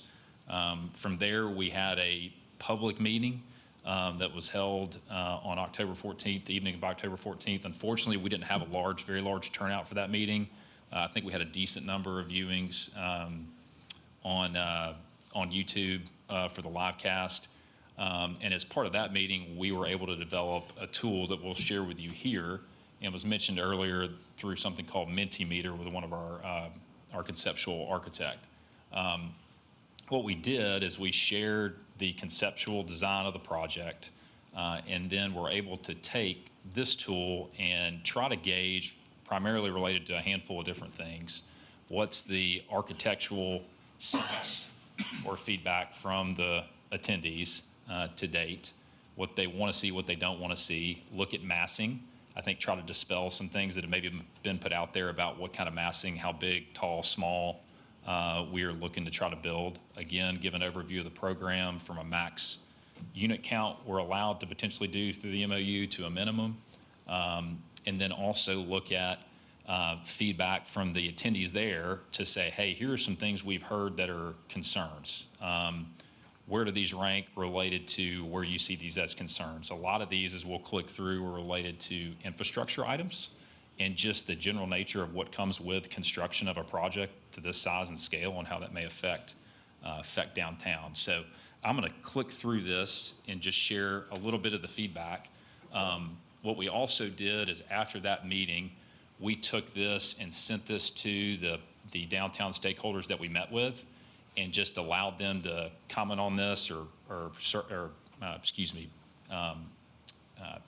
fill out the survey for a couple of days, just so we could have a larger sample size than we had that were actually in the meeting that evening on October 14th. This is some public feedback, just comments and questions that, and just overview that I summarized earlier. So total for the responses on this, we've got 46 people, close to 50. When we start doing this generally is just to get a gauge of kind of who is filling this out. I think couple of key things to note is you've got a good bit of homeowners and business owners commenting and filling out this survey or giving some feedback. Most of the people that filled this out are, over 10 10-year-plus residents of Gallatin, and most of them are in the downtown area daily, frequenting that through business or any other activity. This first slide, we just looked at what you guys have seen related to some precedent images and to say, okay, what are you really looking to see from the existing streetscape and architectural characteristics that you have existing in downtown Gallatin, and how important is that to you?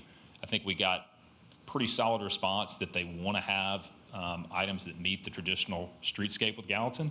We feel pretty confident in who we've hired to date to try to do Project Phoenix from an architectural standpoint, historical concepts, and what we've put out to date as we move forward and design, that we've got a good firm to try to execute something of that nature.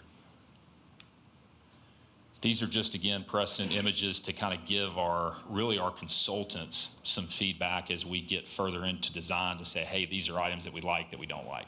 I think we would say we agree with a lot of the feedback that was captured in this from the sample size, and is positive from the nature that we didn't get any differentiating feedback related to the architectural comments, and to say, hey, we really need to pivot on what we're potentially trying to do or execute in our next phase of schematic design.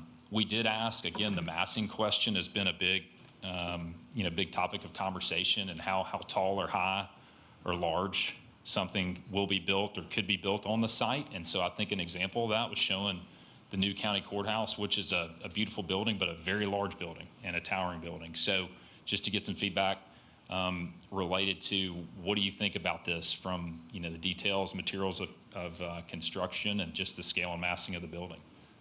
You can see that kind of landed right in the middle, maybe toward the lower half on a scale of 1 to 5. It was, so on a scale from 1, hate it, to a scale to 5, love it. Architectural style, details, and materials, so that landed kind of right in the middle, about a 3. And then building height, scale, and massing was on the lower end of 2.1. So again, I think from the presentation of the building, right down the middle, from the size and scale, probably not as much. So just informed us further. This slide here, and it may be a little bit hard to read with the text, but this really hits on a lot of the general, I think, comments and questions that we had related to the project. And I'll read these out for you because I've got this printed out in front of me just for your options.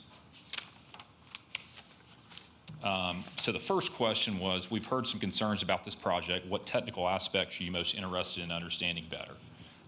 In our meetings with the downtown constituents, I think if anything, this was pretty consistent. And really our top 3 were, number 1 was traffic flow and congestion. Number 2 was construction impact. So how is this really going to impact me during construction? What's the timeline? What's the collateral damage of construction? If you guys have to do subterranean work, what does that look like? The parking supply and management is a big concern or question. I think most people know there's a lot of vendors here that have overflow parking that use this current lot today. You've got churches that use this lot on Sundays. So understanding during a construction time and period, how is that going to affect us? What options can be taken? So I think that's something for us to obviously consider from a timing perspective. And if we have to phase a project and you've got this block, under construction, how does that affect folks in this area and parking? Secondly, it says, what features would you like most to see in the new project? And, overwhelmingly, this kind of hits on that. They want to see extra parking. So as if you can remember, we've got 2 garages programmed for this on Block A and Block B. One garage we're proposing to explore further is a subterranean garage potentially under this block that would have about 275 spaces. And then behind us on Franklin Street on Block B, that garage would, today in conceptual design is up to about 400 spaces. There was a lot of differentiating opinions on how much public garages actually get used.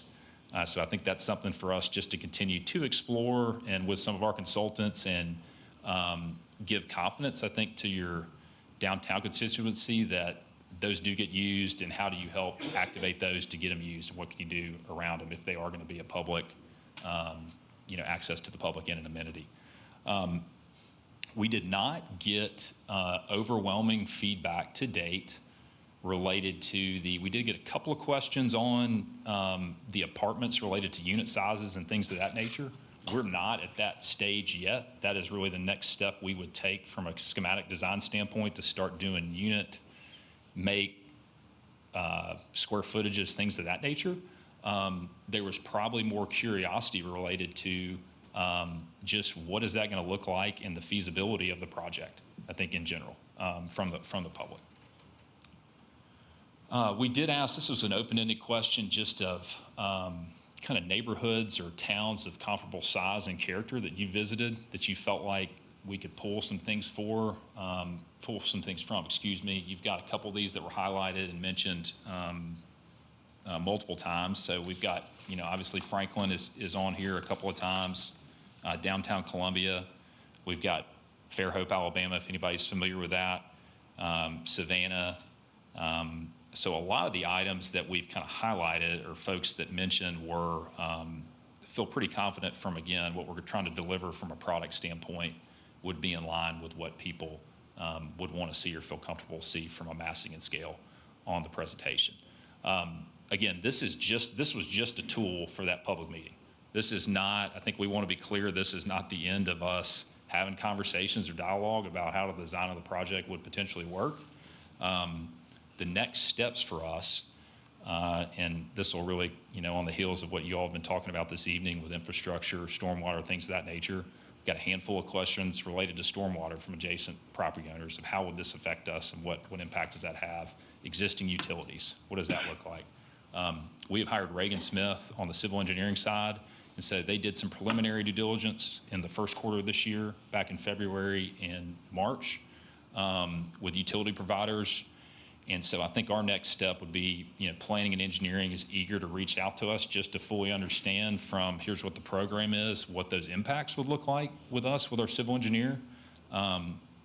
We also would then be engaging our architect on schematic design, which would be about a 2-month process to really have more meat on the bone and take what we've gotten from an architectural perspective and really start tightening this program as we move toward really the end of the first quarter, when we would have to have development plans together to present.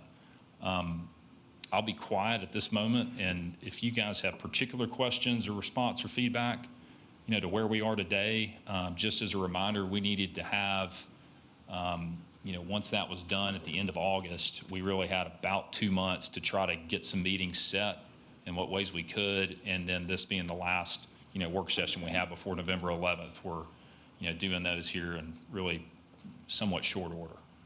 But again, that doesn't mean we would not do further or have further conversations with folks that couldn't attend, and had a handful of people that have reached out individually. So.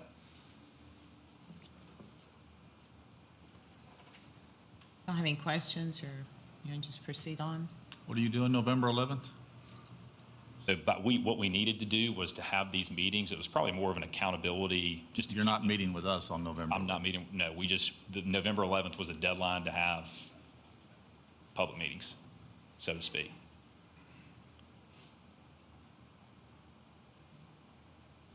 Thank you, Mayor. You said you had only 18 people do the survey? We had 18 people live do the survey.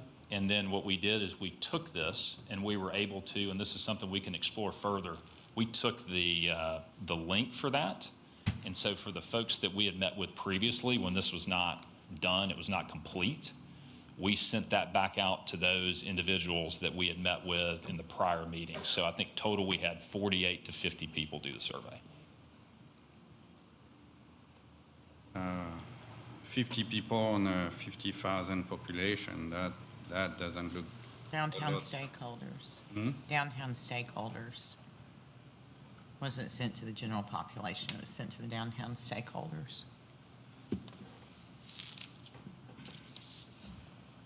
We all stakeholders, because we're all going to pay into it. So it's not just the people around the square. It's all the constituents.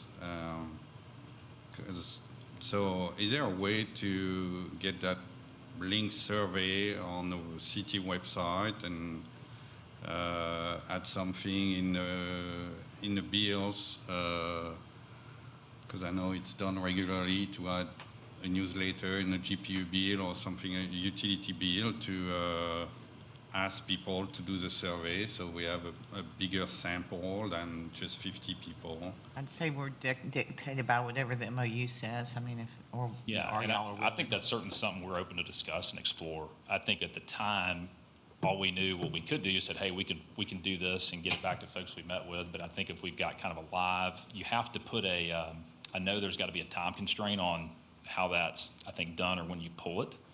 And it just builds continuously on what's been done to the previous. And I don't think you can make any edits to it.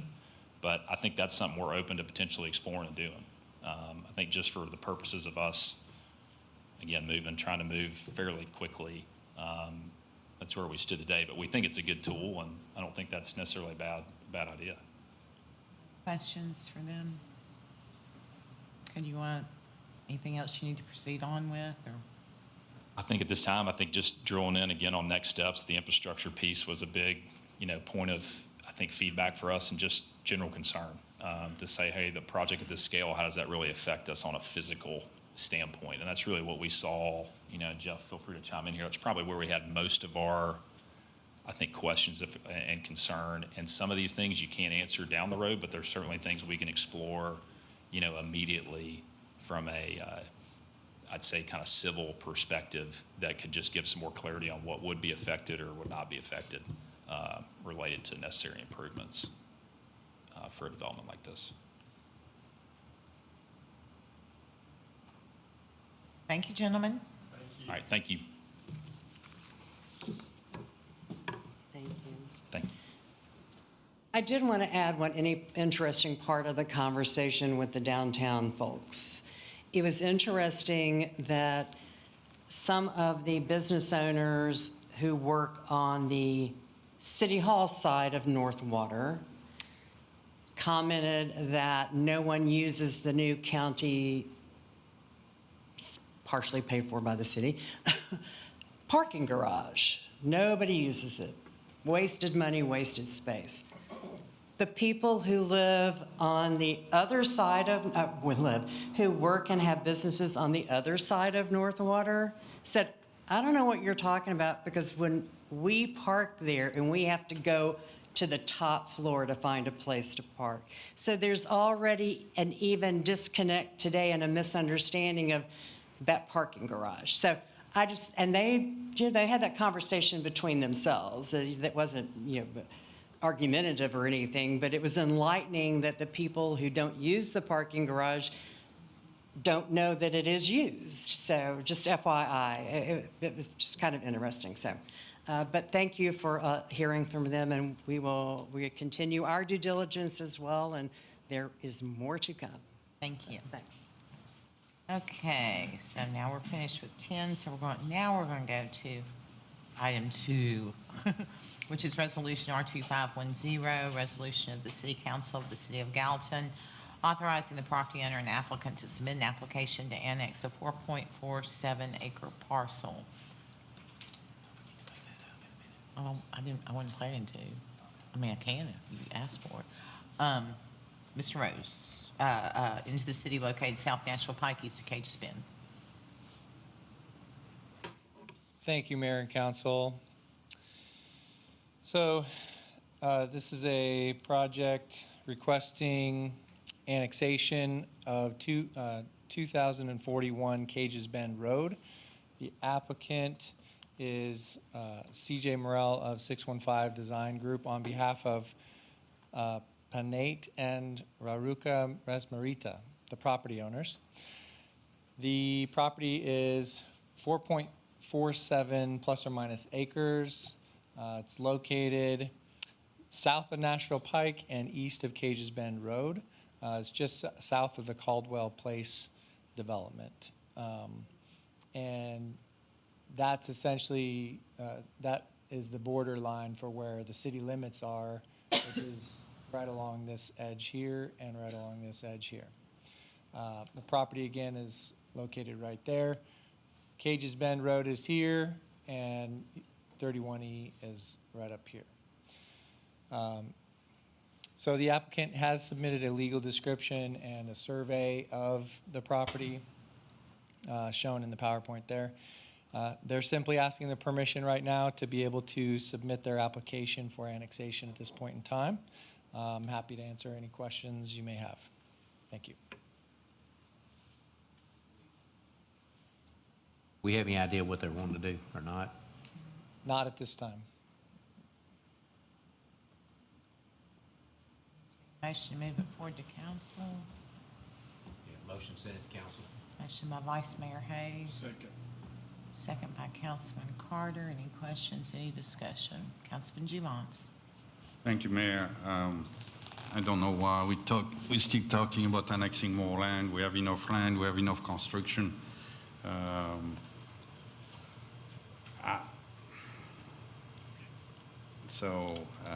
We still take more land, but we don't, the rest doesn't follow. So at one time, we're gonna hit a wall, and that's gonna be too late. So I can't vote for that.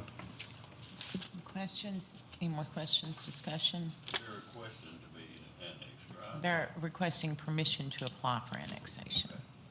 Okay. Wished I knew what they was wanting to do with it, but All in favor of moving forward to council resolution R2510-75, say aye. Aye. Opposed, say no. Passes 6-1. Item 3 is resolution R2510-81, resolution of the City of Gallatin to adopt the 25-29 consolidated plan and 2025 annual action plan for the Community Development Block Grant Program administered by the City of Gallatin. And you guys, I guess we can do those together? Or Yes. Okay. Yes, 3 and 4, we're planning on presenting together. Thank you, Mayor and Council. I'm going to actually ask Jim, who's standing behind me, to give this presentation. He's my main staff planner that is working on the Community Development Block Grant, which is what CDBG stands for, funding projects. First off, it's request to approve a consolidated plan, and secondly, a citizen participation plan that would be submitted to HUD for their approval. Timing is tight on this, so we do need action from you. It won't be, obviously, tonight you'll forward it to the next meeting, but we will need action from you on this to be able to take Meet the advantage of the deadline, yeah. funding at the November 4th meeting. So I'm going to turn it over to Jim here. Thank you, Mayor, City Council, Jim Carpenter, Staff Planner.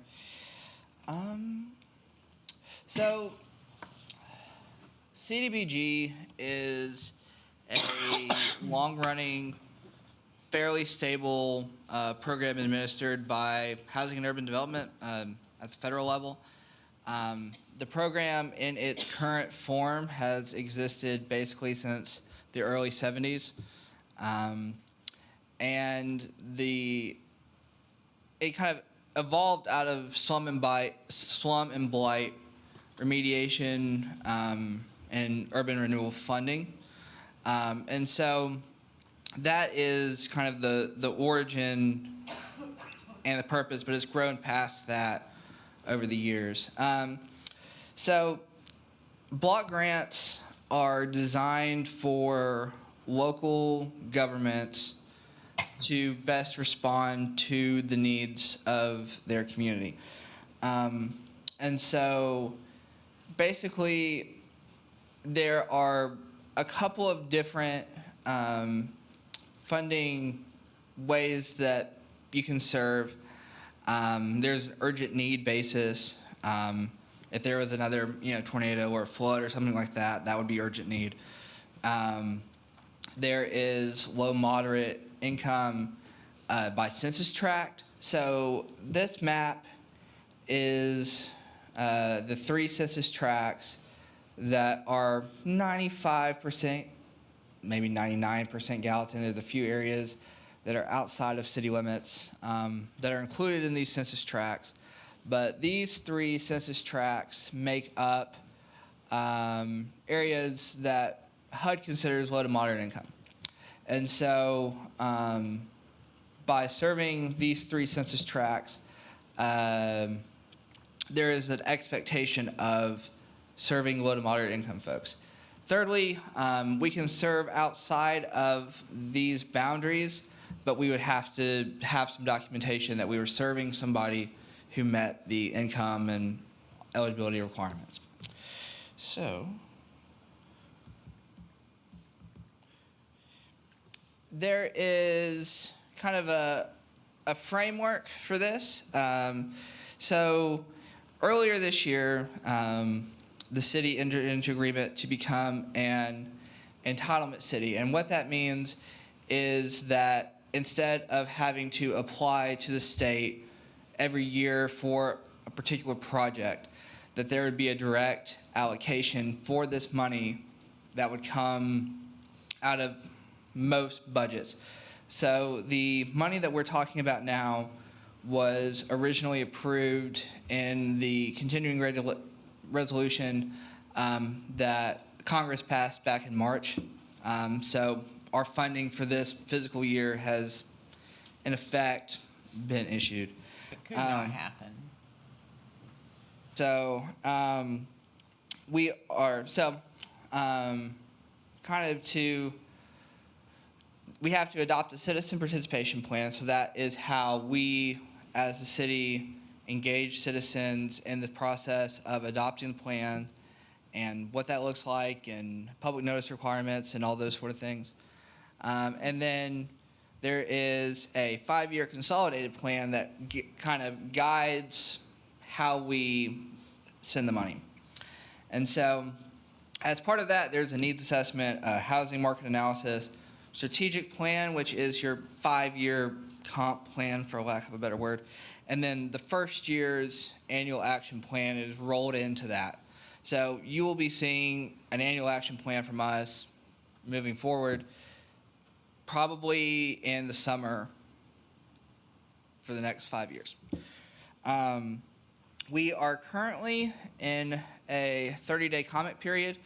We've had 2 public hearings, one back in May and then one a couple weeks ago. The 30-day comment period ends November 1st, so get those comments in. Our current grant amount is $330,736. We would expect $1.653 million over the 5 years if funding were to remain steady. There are a ton of things that can be funded with this program. Staff has looked at kind of what would leverage some of the city's current investments in public infrastructure and what would serve kind of in this target area. And we are proposing currently the vast majority of this funding to go into public facilities. That's a huge line item. It means a lot of things. It can be water projects. It can be sewer projects. The Clearview Park improvements that are currently underway, that is something that could have been funded with this money had we had it last year or the year before. There are an awful lot of things that fall under that guidance, but one of the things is sidewalks. And so kind of to leverage the investments that we're making along Bly Avenue, along South Water, we are proposing to use the vast majority of the funding to do some sidewalk projects around Guild, around Union Elementary School, and around Venus Stewart. This may be me speaking out of turn, but I believe that TDOT and the engineering department are looking at some Red River Road things in the long term around Howard. And so we would probably wait till those were completed to look at what would make sense if we were to do a similar type project for Howard and the neighborhood that surrounds it. So the three projects that we are looking at are sidewalk. There's sidewalk in this first block where Guild is along Hawkins. And so we are looking at extending that through and then around to Duncan. As a possibility, we're looking at around Venus Stewart.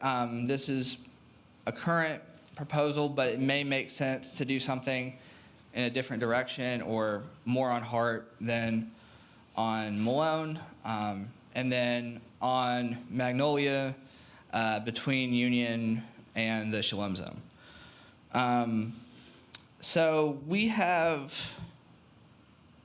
received an awful lot of feedback from our public hearings, and we have included a line item kind of in the bigger consolidated plan for public services. And it is not funded in the first year, but we are looking at ways that we could provide that funding, and there's a lot of things that fall under public services. So realistically, it will be a very similar grant program to the one that the city already operates on their community nonprofit.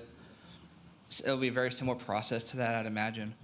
But as part of block grants requirements, only 15% of any 1 year's funding plus income generated by the program, which we won't have, can be used towards public services. So in our current breakdown, $330,000, that would be about $47,000, give or take, 46 and some change.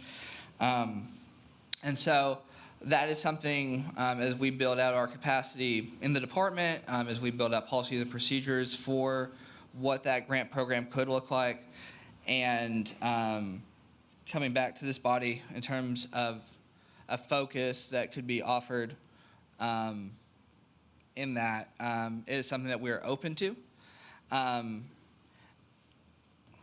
then also, there's a small amount that's $5,000 a year that's admin. That is majority for our public advertising and public notice requirements. We have to advertise at the beginning of the process, and then at the end of the year, we put together a report called a caper, and we have to advertise that as well. So we have a little bit of money in there for that. And that is kind of the main point of where we are now. As we said, we have a deadline to get this to HUD by November 7th. So they've been great partners. We've had some technical issues with some of the software programs that we are working with them with, and they've had a lot of growth and development in their state field office, and we've been working with them since May to kind of work through some of the technical side issues that we've had. But that is where we are. Obviously, we are at this body's discretion in terms of what we're looking at, and be more than happy to answer any questions that you might have. Carpenter, Councilman Juvance. Thank you, Mayor. It's not a question, it's general comments. I was at both public hearings, and after the first public hearing, the public made it clear that the sidewalks was not what was needed for the community. I read all the papers. Thank you, Brian, for sending me all the book. And there is plenty of things we can do, we should do, because there is staff who can't wait. Sidewalks on certain part can wait, and we have a budget for that. That is to serve the community in need. On the paper, summary of the objectives and outcomes identified in the plan. A big stuff here is public input via the citizen participation. And on your paperwork, you have 5 who say summary of public comments, and you put what the public comments were. The majority of public comments, actually that was not the majority, that was all the public comments, address the need of homeless services in Gallatin and Sumner County. All right? That were the public comment. I know it's not something was fancy, but we have an identified homeless population we need to take care of. They are citizens of Gallatin the same way you are, the same way I am, the same way you guys are. 15% of 300-something K, like you say, that's $40,000. $40,000, that's a lot of meals. That's a lot of meals to feed people who need it. And that can be a huge relief for the organization who take care of that. And that's the need we have right now. And another stuff, like that was said during public comment, is that an opportunity was given to us is that we can acquire property, revamp property, and I think we need something. We need a shelter. We need a homeless shelter here because we have a population in need. So I disagree with the sidewalk the same way that the people who were there at the meeting said, and I want to remove the sidewalks. We still have time. It's just a line item. I think we need to put a partnership with entities to provide meals. So the 15% we need to be given on that, not in 2 years or 3 years or 5 years. That need to be right now. We have that opportunity to make good things. And things we're going to be valuable and we're going to be right now, where I asked you guys during the meeting to go and to go walk that road and see if you were seeing a lot of people using that road. I don't know if you did it, but I can assure you there is not a lot of people using that road where we have a good population. We need help right now. So I'm gonna make a motion to remove the sidewalk and to put a line item to provide work with a non-profit to provide meals for the homeless, and to start looking at identify a building to purchase, to acquire, to create a shelter and offices for non-profit to take care of the homeless population because it's needed.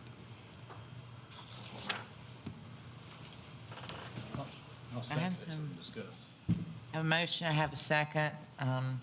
Anyone have any questions? I want to thank you, Mr. Carpenter. Certainly thank you, Mr. Rose. You guys have done a lot of work on it. You understand the parameters of the project. You know what can be done and what can't be done and what already has to exist in the community for things to be executed like they're suggesting.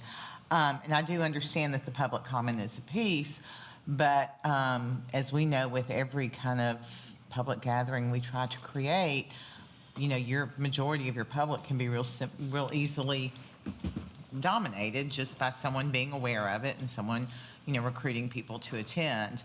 I do hear a lot about sidewalks. I mean, there is a lot of support that sidewalks do build communities, and you mentioned, in concert with the Blythe Street community, and over the years, we've heard a lot about some of the streets in that neighborhood and how sidewalks can help the property values, help the community, help the safety, help the aesthetics, all the things that can have good value. I don't think we have the path or the portal or to even do what he is suggesting, but I would welcome you to comment on that. But I also don't want you to, feel put on the spot, because I know you've done the work on this. Sure. So, I think that, not to say that all things are possible, but it would be difficult for that to be done in 2 weeks. And so 1 week. Week and a half. And so that was what we were trying to get after by including it in the 5-year plan, is to include it as something that we can really take a bite into and do well, without trying to necessarily rush it before we have the capacity internally to make sure that we're meeting all of HUD's requirements to provide those services. Thank you. Other comments, questions? Jim, did you tell me that overall this is about a 1.3 grant? About 1.6. 1.653 over So the this 5 is- years. This is a first piece that is smaller. So it's 5 years. It's the same amount over each of the years, okay. Typically, we've seen it go up 1 to 2% a year. But again, that is at the discretion of Congress, and that would not necessarily be something to take for granted. Of course, we're discussing this in the shutdown period. I understand. Which made Jim and I talk about, today, they could decide not to fund this, and they could decide not to fund it at any point in the future. And that's why we also don't want to assume some kind of liability that we don't have support for over the whole 5 years. My question is, you heard the public comments. You mentioned it in here that this is what the community is really talking about. This is what I hear a lot when we spend money on anything that someone doesn't understand. Why aren't we doing anything for the homeless? And this is something that in year two's funding, we could make a priority if this council decides that, or who decides that? Is it? Yeah, absolutely. If council wants to go in that direction, we'll execute it.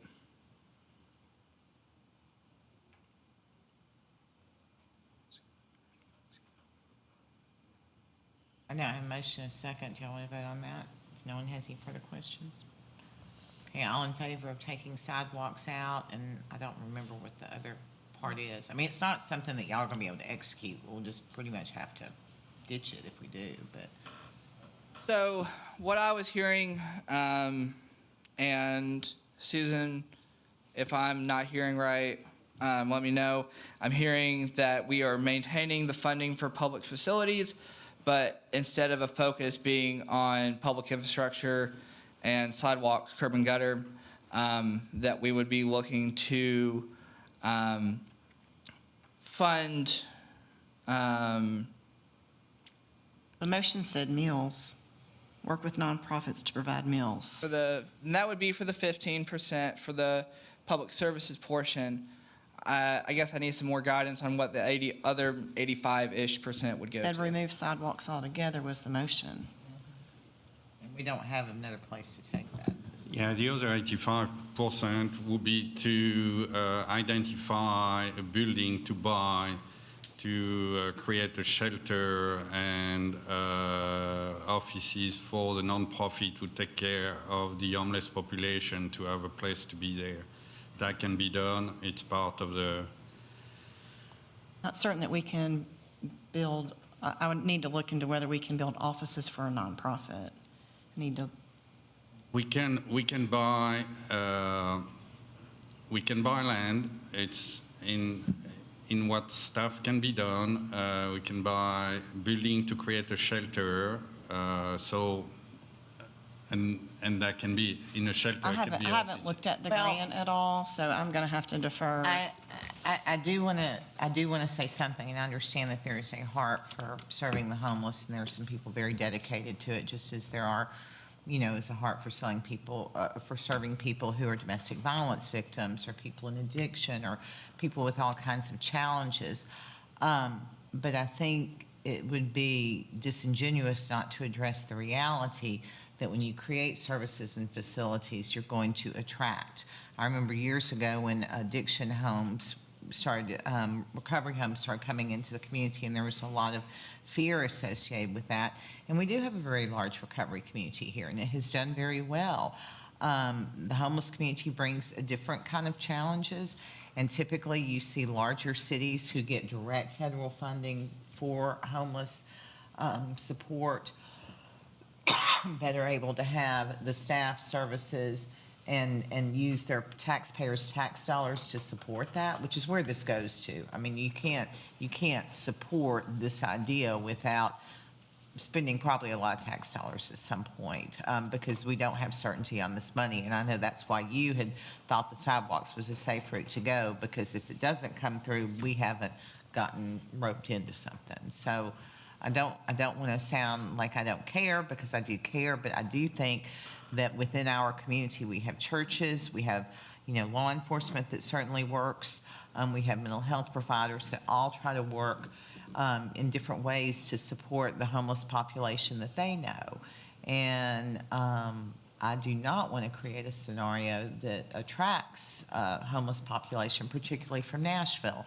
And I say that because I know that the police department has the experience of frequently encountering homeless individuals in our community. And when they offer to take them to, say, the Nashville Rescue Mission, oh, we've been there. They're not from Gallatin. They are here because they've left there and they're coming here looking for somewhere else. And so that is something that I never even thought about it, that was a scenario until I started kind of doing, what you guys are talking about, like, we need support for our homeless here. And they're like, but you have to look at this holistically and the problems that it creates along with the problems it solves. And so I think along with that, I'm definitely a proponent for doing more for the homeless and addressing that issue and the concern. But I just don't think with the money that we may have allotted over the next 5 years, I certainly don't think that's enough to build, buy, or maintain a facility and maintain the salaries of the individuals that it's going to take to run those programs. You're creating a government office, and I think that, But definitely doing if you something had- more, but I don't think that's enough for a shelter, and I don't want to put that out there and get anybody's hopes up, and then we not be able to, or there's not be funding to keep this going on long-term and to continue to address the issue. and I don't I'm going know. to rephrase my motion. I'm going to make actually two motions. My first motion, I'm going to remove the building. I want to add public services on that one for meals. So that's my first motion. I mean, Okay. and I do think that we should still keep and look into sidewalks. Are you aware of a portal through which we could, if there was an existing organization that's actually a nonprofit, that we could run that through? So we can develop and design that program, I hope, in a relatively expedient way. It's not an... Would it be like a grant program where nonprofits could apply for it? Okay. It's not an uncommon funding source. Other places have done similar things. But the person I would like to call it HUD is currently not in the office. So, but I do think that is something that is feasible if that's the direction in which this body wants to go. I just want to make sure, so just so that Connie can know, the motion is to remove the sidewalks and replace all of that with, No, I remove that motion, I remove that one, and I make a motion to, my first motion would be to add whatever is possible, so the 15% as specifically meals for homeless to work with a nonprofit because it's possible. Can we say meals and services? Meals and Meals services? and services, yes, sir. What do you think you want to do with other dollars?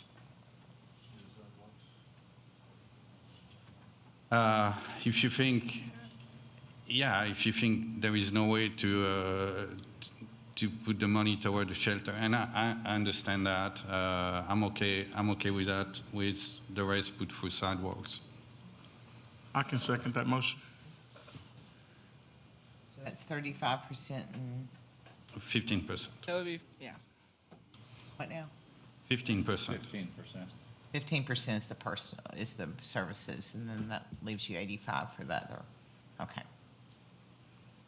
Do you feel like that you can successfully administer that because you also have a planning job? I do. And I love both. And CDBG is a particular. Bear? It's a bear, but it's also a labor of love. I appreciate and I that. wouldn't have taken this on had I not felt confident in my abilities to do so. Oh, I'm very confident in So- your abilities. I just don't want you to overextend yourself. So, because I know you are passionate. You know, Paige, I feel, and I piggyback off of what you said. I'm compassionate for the homeless people. I have a track record of giving over probably 35 years to homeless, needy families, supporting people. I do see that. However, I also read a comment the other day on a social media post that all we're doing is creating a problem here, more of a problem here than what we've got, that we're going to invite people from out of the area to come here, and we're going to even grow a problem. And I feel that comment that was made had a lot of It's it. a proven continuum. And so. It's you know, the you same have to- thing. A long time ago, I really jumped on the idea of mass transit and stuff. And I remember a guy from a big city that was an elected official said, beware of what you wish for. He goes, you're going to bringing a lot of people into your area that normally wouldn't be there with bad intentions or bad ideas. So that's just something that I didn't say. That's something that I've. Well, and I really want our homeless population that wants help to be able to get direct services, and connecting them with those resources is something that we have a lot of people in this community, including our police and sometimes fire and certainly EMS, do really well. Not always successfully, but because, the person has to make some choices. But there, and probably don't want to talk about it here, but there's also some federal legislation that's kind of making us go, what do we do, I mean, what's going to happen? What if we give meals and give donations? I think that's great. We're not giving meals. We would be giving grants to an organization to do meals. And then is it going to be enough? Is that going to swell? It's going to help. That's going to help. Even if it's not enough, that's going to be less money that organization going to have. Lady who run one of the organization during public comment says that sometimes she put money out of her pocket, and sometimes you can't raise enough money to get everything. So that's going to help, and I think that solve a current problem. That's not creating one, that's solve a problem, and that's what we need to do, solve problems. Well, and in dealing with homeless population, most organizations are going to look at things from a housing first perspective. And so the most important thing for someone that has been unhoused for any amount of time is to get them housed, and then you address every other issue after getting them housed. But with the meals, that is going to help them come out of the encampments and stop hiding, and that's going to help build the rapport with these organizations. So, I mean, you have to build the rapport because generally the homeless people are not going to interact with most law enforcement individuals, and I think we have a great force here. I think we have the best in the state and in this country. But I've worked with the homeless population, and we had a specific team when I worked at the Salvation Army that went out with us, rain, sleet, snow, or hail, every single day. They went out with us for multiple meal services, and that team was the team that our homeless and unhoused friends engaged with. They wouldn't engage with other officers, and other officers didn't have that training that those officers had on that team. So it is important, and it starts with the meal. I mean, we all break bread, and we communicate well with each other when the meal is involved. So just think if you have a food insecurity and you don't have a meal or you don't know where your next meal is coming from, what better way to engage with someone that wants to help you than over a meal? And especially in the cold months coming up, in the cold season, a warm meal is like a haircut or a fresh hairdo for us. I got a question. Oh, sorry. How, do we have statistics on what our homeless situation is now and what qualifies you to be homeless? I'd hate to see this turn into something for free meals for people that didn't need it. A good question. And I will say that as part of block grant, we are strongly encouraged to work with our local continuum of care. So a continuum of care is an organization that helps to manage homeless services in a particular area. Our region is based out of Williamson County. There's a CDC down there that heads up that charge.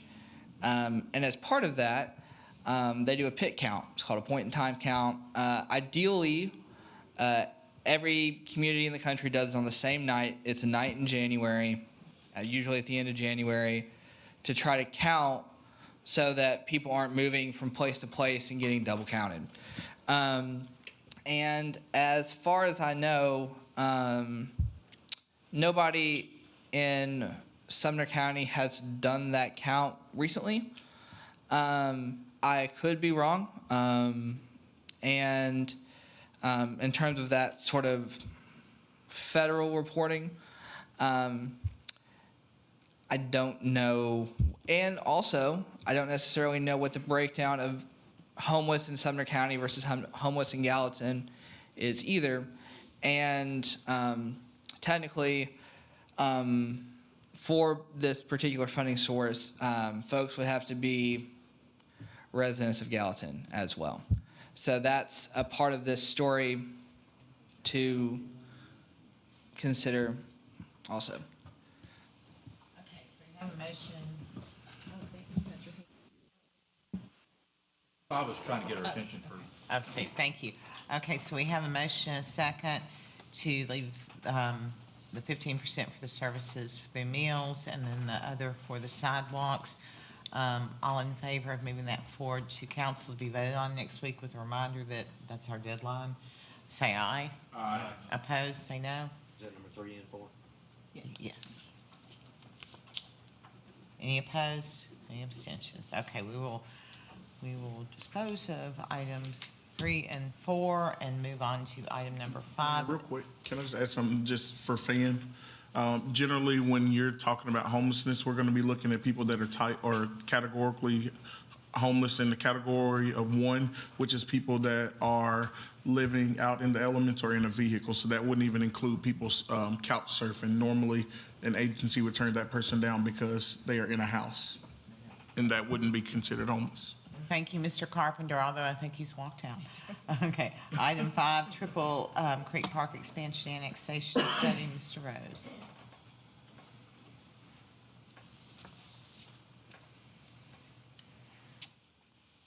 Thank you, Mayor and Council. So we have already discussed this briefly. This is the city Triple Creek Park expansion property annexation. So the city is considering processing this application. It's a portion of city-owned property that was recently purchased for expansions of the Triple Creek Park from the Trouts. It's a 3.56 plus or minus acre parcel located north of East Broadway and east of Dobbins Pike. The City Council considered the petition for annexation just a couple weeks ago. Current zoning on the property is rural residential in the county, and the property is currently vacant. I'll just highlight the parcel. It's this parcel here in blue. And again, that is adjacent to, and/or I guess part of, a larger area that is being purchased, or was purchased, and will be added to the Triple Creek Park, which is up in there. Motion by Councilman Fennell, second by Vice Mayor Hayes. Any questions, any discussion? This is just an annexation study. No. Good enough. I can continue to report a little bit on that if you'd like. Essentially, the study did not bring forth any main issues from the departments. Really, it's no needed additional staff or police and fire. City developed it, city will develop it, so it'll be on us to provide any services such as water, sewer, those types of things. Really, Thank you, sir. It's about that simple. All right. Thank you. Appreciate you. Item 6 is ordinance 02510-53, appropriating $5,083.33 to parks from insurance. Nicely said. Motion to move to council. Second. Motion second, all in favor say aye. Aye. Opposed, all right. Ordinance 02510-52, ordinance appropriating $12,686.41 to Miracle League Supplies from donations received. Motion to move to council. Motion by Councilman Gibbon, second by Councilman Fennell. All in favor say aye. Aye. Opposed? Okay, Well done, Mr. Brown. Thank you. Move forward unanimously. Sorry to work you so hard tonight. Just pee and, Go ahead. Item 8, Resolution R2510-78, resolution authorizing the Gallatin Police Department to apply for the Department of Justice body-worn camera grant. Motion to move to council. Second. Motion second, questions, discussion, all in favor say aye. Aye. Opposed say no. Y'all can leave if you like. Sports Facility Development and Sports Business Recruitment, Ms. Bates, Executive Director of EDA. Yes, and Jenna's going to kind of join me for background support here, but at your September 23rd council work session, Mr. Hazelbaker presented his idea for a sports development and sports economic development position with the city. And you asked him to come back to this meeting, and he has, or I actually put them there, but he asked me to put on your desk his proposal for the position, and he is here tonight to do what you asked him to do. So I'm just really going, oh, look, he snuck up here. And by the way, his lovely wife is with him tonight. Their children I have met are not with them, so, you know, and you know how much I love children, so, so Jeremy, please, go ahead.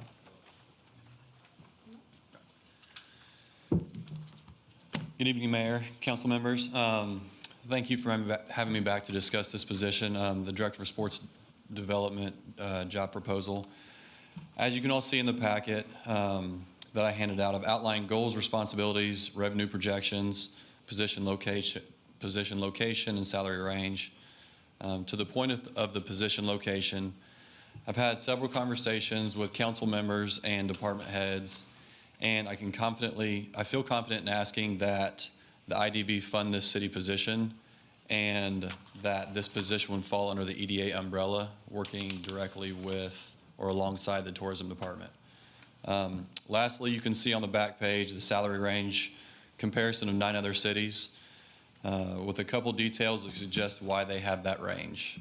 And again, I appreciate the time that you've given me, and I hope that tonight we can work to move this position forward. We need a motion to move this, council. Well, I mean, if you want to go through the IDB, Ms. Bates, you want to weigh in Absolutely. go in that direction? I do want to add that there is my office, myself and Josh, along with some members of my board, are having discussions with sports entities. I can't share details, but this is a very,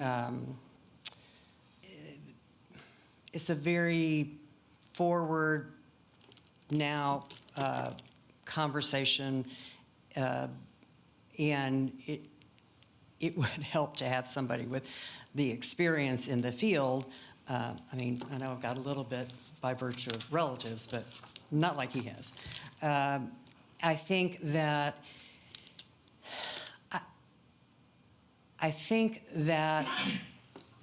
you certainly can ask the IDB to fund it. I think they will not have, they have just sent out their notices, so they will not have all their money. Some of it will come in like regular property tax people pay before the end of February, and some of it won't come in until the end of February. He has met with them, he has met with my board, so they're aware that it may be a possibility that the city would like to ask them to fund this. They meet the second Wednesday of November, so I can ask them to put this on their agenda.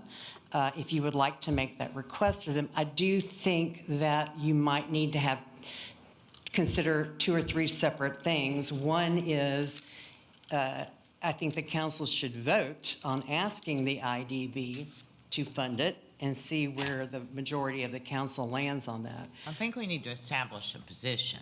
Well, yes, but also, that was my next point. I've shared with Mr. Hazelbaker that if this is a position that sits in the city, if this employee actually works for the city of Gallatin, and while he has given us an outline for a job description, we would have to work with HR to write that job description in the way it has to be written for a city position. It would have to be advertised. There could very possibly be other people who apply. I would anticipate that some others would. So that's point number 2. And then that's really just mainly all that I have, and he's aware of that. So I do think that we can go to the IDB in November and see what their willingness is to fund it. And then also, in the meantime, if this is something you want to pursue, work with Courtney and HR to better develop the job description so that you have something to vote on, what pay grade it would go in, and those sorts of things, if that's what you want to pursue. But I would like for you, if you want the IDB, if a majority of you would like for the IDB to pay for it, to go ahead and express that intention via a vote. If you don't want to do that tonight, you want to wait until, well, I don't know when you would vote on it again before the new year. But I think it would be good to, say that you will move forward to council and come back with a job description to consider for approval. That would give you some guidance, have a discussion with the IDB. Mm-hmm. And then you could always make that find out if they motion want to fund it, contingent on funding. and we can have Yeah. a job description developed. Yeah. I'm just Make that thinking out loud. Motion by Councilman Fan, second by Councilman Fennell. So will you just make sure I understand what you're asking for What is the motion? What? What's the motion? What the motion? I guess it was what I just said, that we bring, I'm just saying, I think this position should have been here 15 years ago. okay, well, And, but what I was suggesting was that there be a job description created by HR to be approved by this body. And then she has a discussion with IDB to see if that's something that they are interested in financing. And then, once we have the job description approved, then And You if want they us don't, to- You want us to vote on the IDB funding? well, no, that's not our decision. Well, no, what I would like for you to do is indicate your support for the IDB funding it.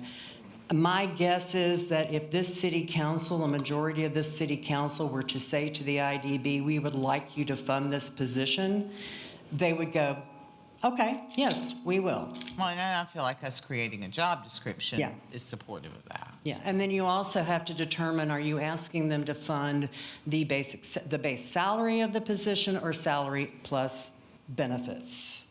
And our share of the taxes, payroll I do taxes and think those sorts we of would things. have to let Courtney do Absolutely. the evaluation of this. Oh, yeah, absolutely. So, I don't know.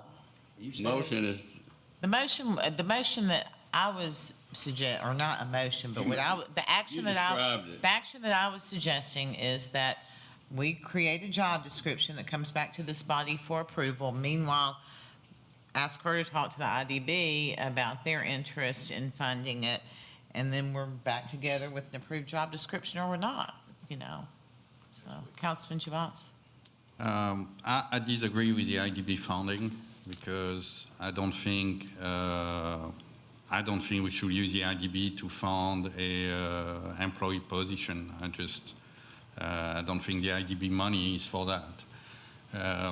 I agree with creating a job description, but what I see is, I agree with Councilman Carter's comment last time, is that we need to follow the process. And unfortunately, I think the way that came to us made that the process is flawed from the start.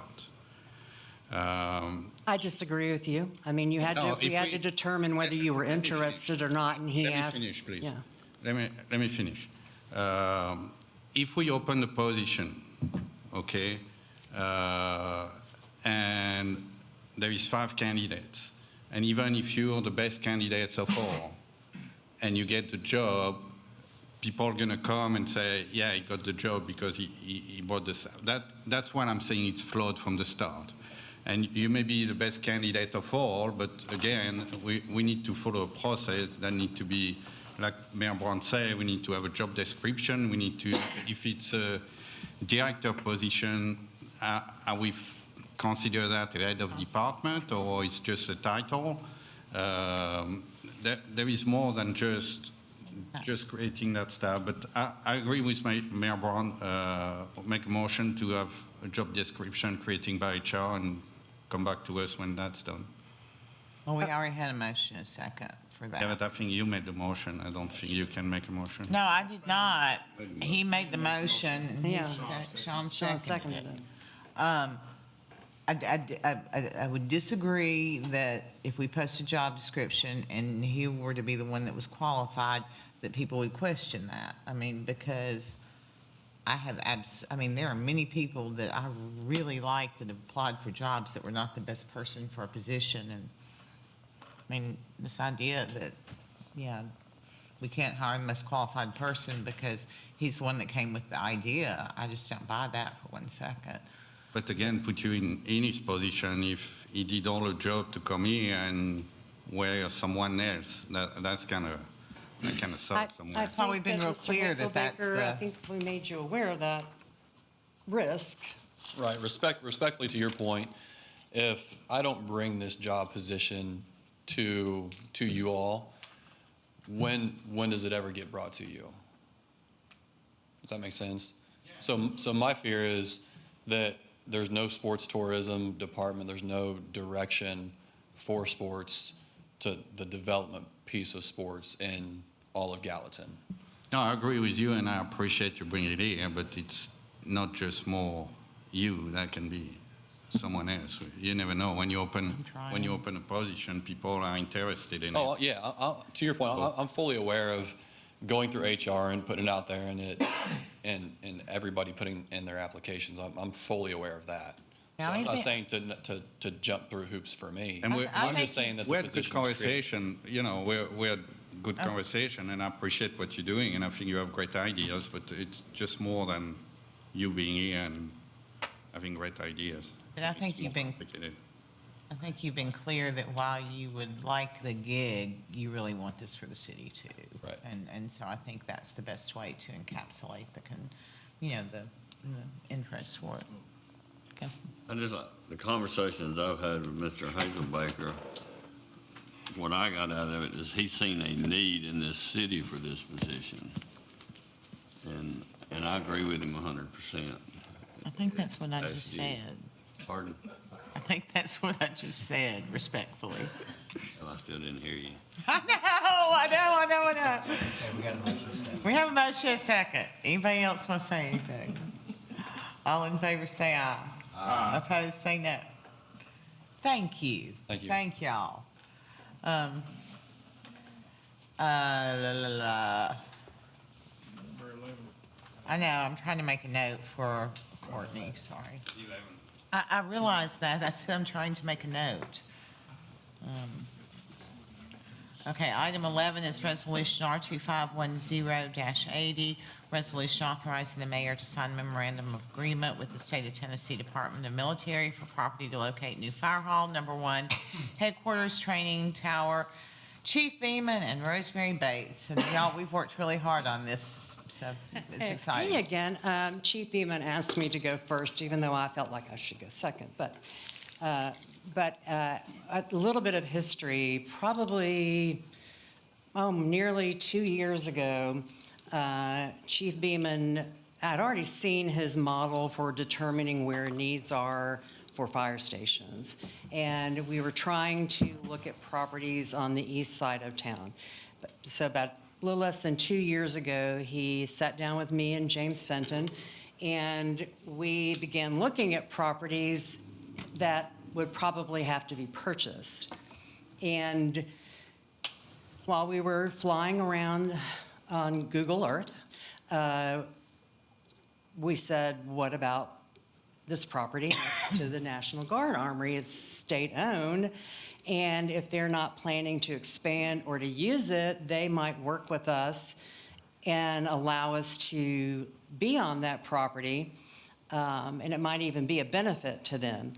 And fast forward after many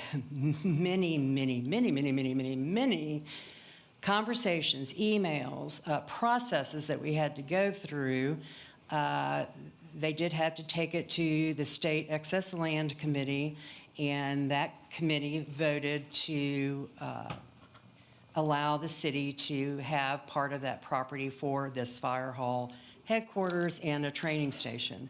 Then there were many more months of developing the memorandum of understanding, a memorandum of agreement that is in your packet. Some of that is non-negotiable. What we have worked out, you're certainly welcome to have questions about it, and there may be something we could tweak, but when the state tells you these things you have to do, you have to do. Now, part of that memorandum of agreement is that in lieu of paying for the property or an annual lease or anything like that, that we make improvements on the current National Guard Armory property, not the building, but the areas outside for parking and storage of their military equipment.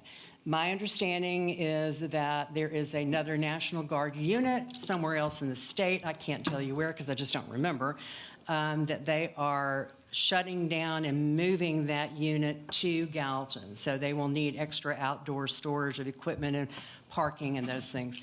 That work, because of the timeline for when they need that work done to accommodate their absorption of this other National Guard unit, we may have to design that and bid that out separately from Fire Hall number 1, et cetera, to expedite the construction of that, which again is all outside, so we're not talking about vertical construction, which is very helpful.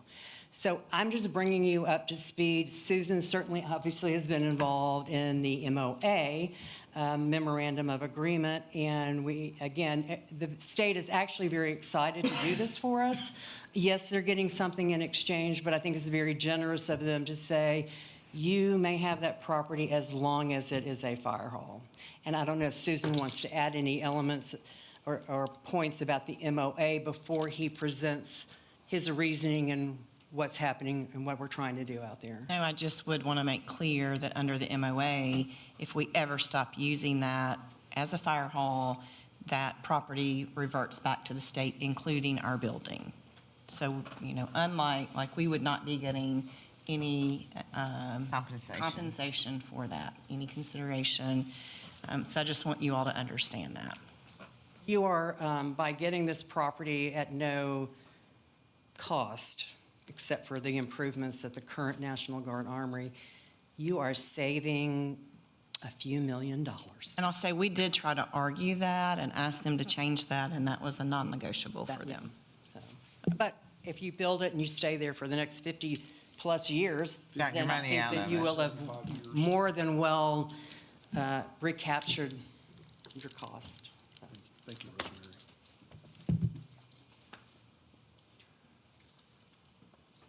Good evening, council. I'd just like to go through a short presentation. I know it's been a long night, but I'd like to bring you up to speed on how we got to where we are with the location that we selected and some background information to explain this. Why relocation? I know we've heard people ask, why don't we rehab Fire Station 1 next door? And I'll come back to that in a second. But we also look at balanced coverage of where our 5 fire stations are currently located at, and the opportunity to move Fire Station 1 will ensure greater and balanced coverage for fire and EMS services across the city. Most fire stations have a 50-year service life because 50 years ago, who could have planned out the capacity and the run volume and the staffing that Fire Station 1 has today? So when you look at a fire station, that facility, when you hit that 50-year mark, because generally the territory or the surface area that fire station serves changes drastically in 50 years. Let's look at Fire Station 2. When they built Fire Station 2 50 years ago, did we expect or did they expect to see the development on the west side of Gallatin? No. Same thing here with Fire Station 1. We are busting at the seams for office and storage space. We have maxed our footprint out, and we are desperate for room to grow and room to store things properly and to reduce the risk of exposures and contaminants to our employees in the fire station here when they return back from a fire or other calls. Fire Station 1, if we continue to use it, there's going to have to be expensive repairs conducted to the facility, which will result in large costs, where we'll also have to move to temporary quarters for several months and the costs associated with that. So when you look at the grand totality of things, really moving Fire Station 1 makes a lot of sense. And at the end of the day, and I'll come back to this on fiscal responsibility, because some people have asked, what about Fire Station 6? That's an expense that we're going to avoid, and other expenses that we're going to avoid too is the potential for a temporary fire station and all the money and the funds going to be required to bring that station up to speed at its 50-year service life to meet the new NFPA and state requirements, along with the repairs that are needed. Here's our current our 5 fire station locations. The green is Fire Station 1. And if you'll look at this, Fire Station 3 and Fire Station 5 pretty much overlap 2/3 of Fire Station 1's response area. So in reality, you are not getting the return on your investment from that one fire station since its coverage areas are overlapping. Our proposal here is to move Fire Station 1 further east to balance the coverage out, and now the city will enjoy the full return on investment for fire station coverage.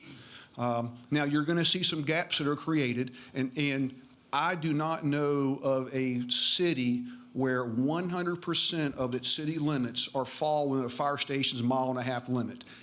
That does not exist, and that's unaffordable for any municipality that's out there. When you look at the gap between Fire Station 3, Fire Station 1, and Fire Station 5, we can surge from 3 different directions and cover that area. And also with the implementation of our EMS ARV program, our response times are much faster. Again, 76% of our calls are medical calls, and we're using that EMS SUV more and more every day, and it can just maneuver and get through town faster than the big red trucks can. So that's what we're looking at. But when we looked at Fire Station 6, and I kind of put it in the same area, and we kept Fire Station 1, look at the service area that's so minimized where current Fire Station 1 would serve. To me, that is not a good return on the investment, nor is it good planning from the fire department to present to this body. This is just an outlook of some of the things that Rosemary mentioned, that from an artist drawing here from Wold. This is the motor vehicle storage area, one of the things here behind the National Guard Armory property that they're looking for us to do as part of the MOA, and then POV, or privately owned vehicle parking here. This is joint access to Old Airport Road in case we have to respond north on Airport Road to incidents in that location, and then access for both to use on the Hartsville Pike. The fire station footprint here, we really weren't sure exactly what the footprint would look like. We're assuming it'll be a 2-story building, and then our fire training structure here in this part of the parking lot. And in this area here, including our training building, as part of our agreement, we're still going to allow the National Guard to use that for training. And if we're not using our training building, there's no reason why they can't use it too, because I'll be honest, firefighters will probably be more impactful on the training building than the Guard personnel will be, because there is nothing that is firefighter proof, only firefighter resistant. This is a concept of what we envision the fire station to look like. We'll have 4 drive-through bays and a 2-story fire station with the administrative offices on the first floor and the firefighters' living space on the second floor. It'll house 13 personnel, firefighting personnel. It will be zoned for warm, hot, and cold zones, so they can come back from a call and decontaminate before they go back in the living space area of the fire station.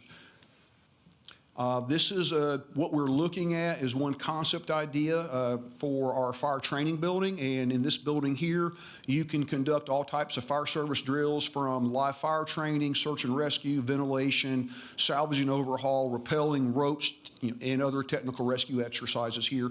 And they repurpose Connex containers that meet NFPA requirements for these types of training scenarios. So back to Fire Station 6. That's going to require us to hire 15 personnel. We're going to purchase land, build a fire station. We're going to spend over $1 million on a fire truck. And then we'll still have to repair, remodel Fire Station 1. When you look at all of those total costs there, it just didn't make sense for us to look at Fire Station 6, going back to that slide with how much those service areas overlap.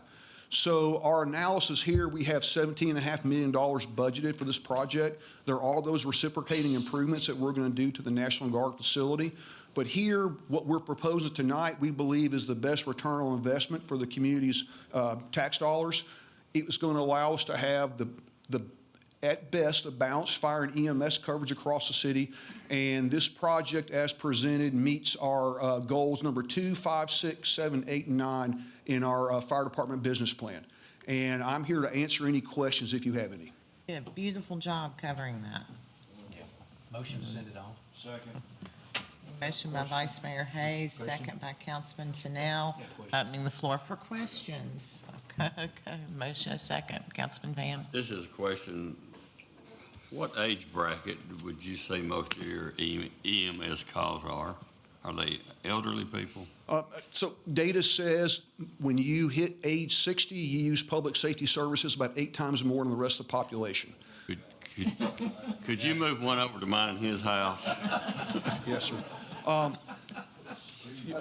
So I'm okay. Yeah. So historically, and looking at our run volume and our call statistics, age does factor into our EMS responses greater than I do our fire responses.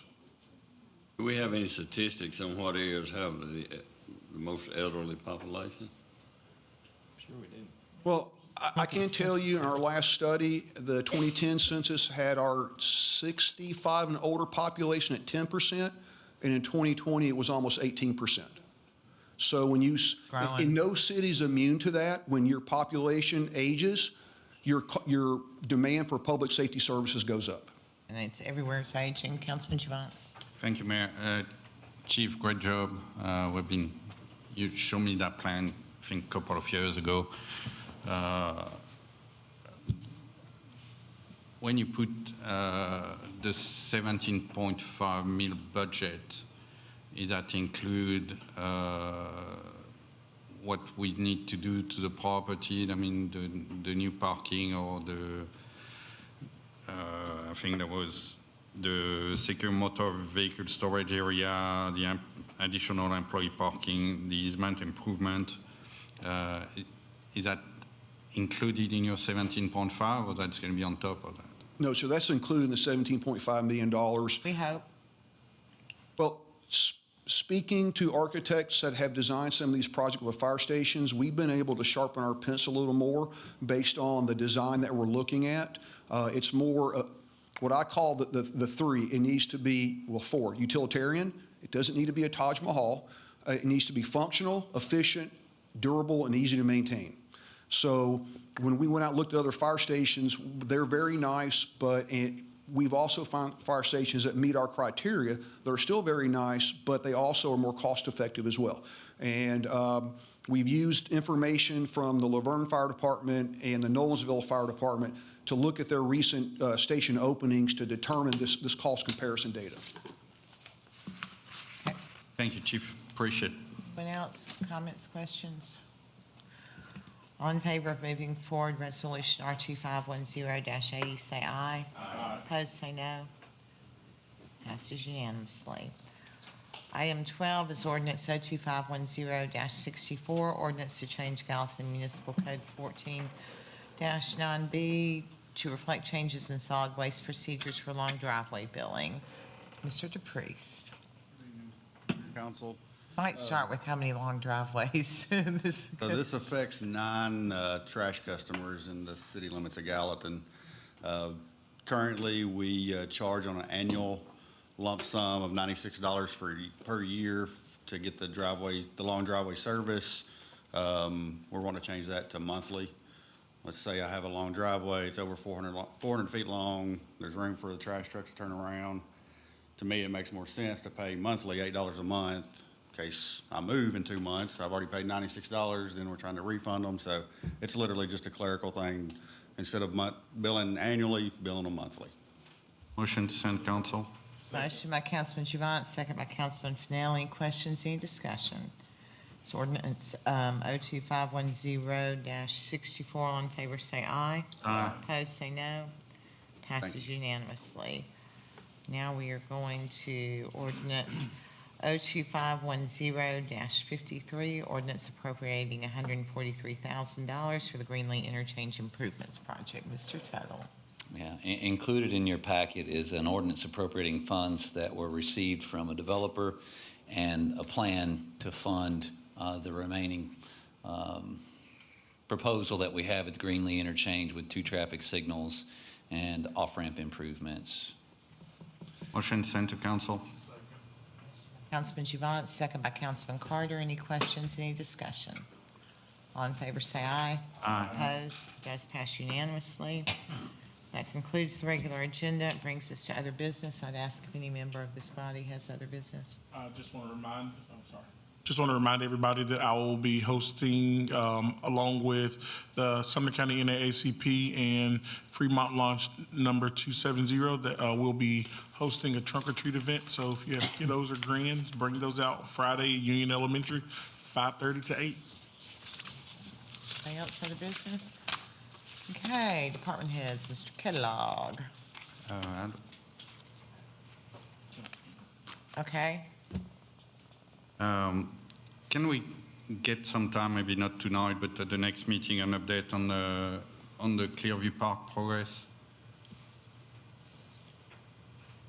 You just did that. Clearview Park was supposed to be done at second week of November. We've added days to that because of an issue with the fill that was put in the old swimming pool. And it had to be dug out, and we had to figure out more about what was in there. But the building is moving along. The only thing that may not get done until toward the beginning of December is more of the outside work. But so far, with the exception of that outside work, the project is on schedule, it is on budget, and I would anticipate that once it's ready to be managed and open to the public, that you probably, I would not feel comfortable renting it out for Christmas, but I would think that it would be comfortable to start advertising it and renting it out in First of the year, January. yeah. And we are hoping to have an open house in December. Don't have an exact date yet, for the community to come and see, and not like a fancy ribbon cutting, because you never know what the weather's going to be in December, but an open house, and we'll make sure you're aware of that. Mr. Councilman Carter, did you want to add anything to that? Oh, well. Thank you. I'm just doing my job. Thank you. Thank you. Thank you, ma'am. Nicely stated.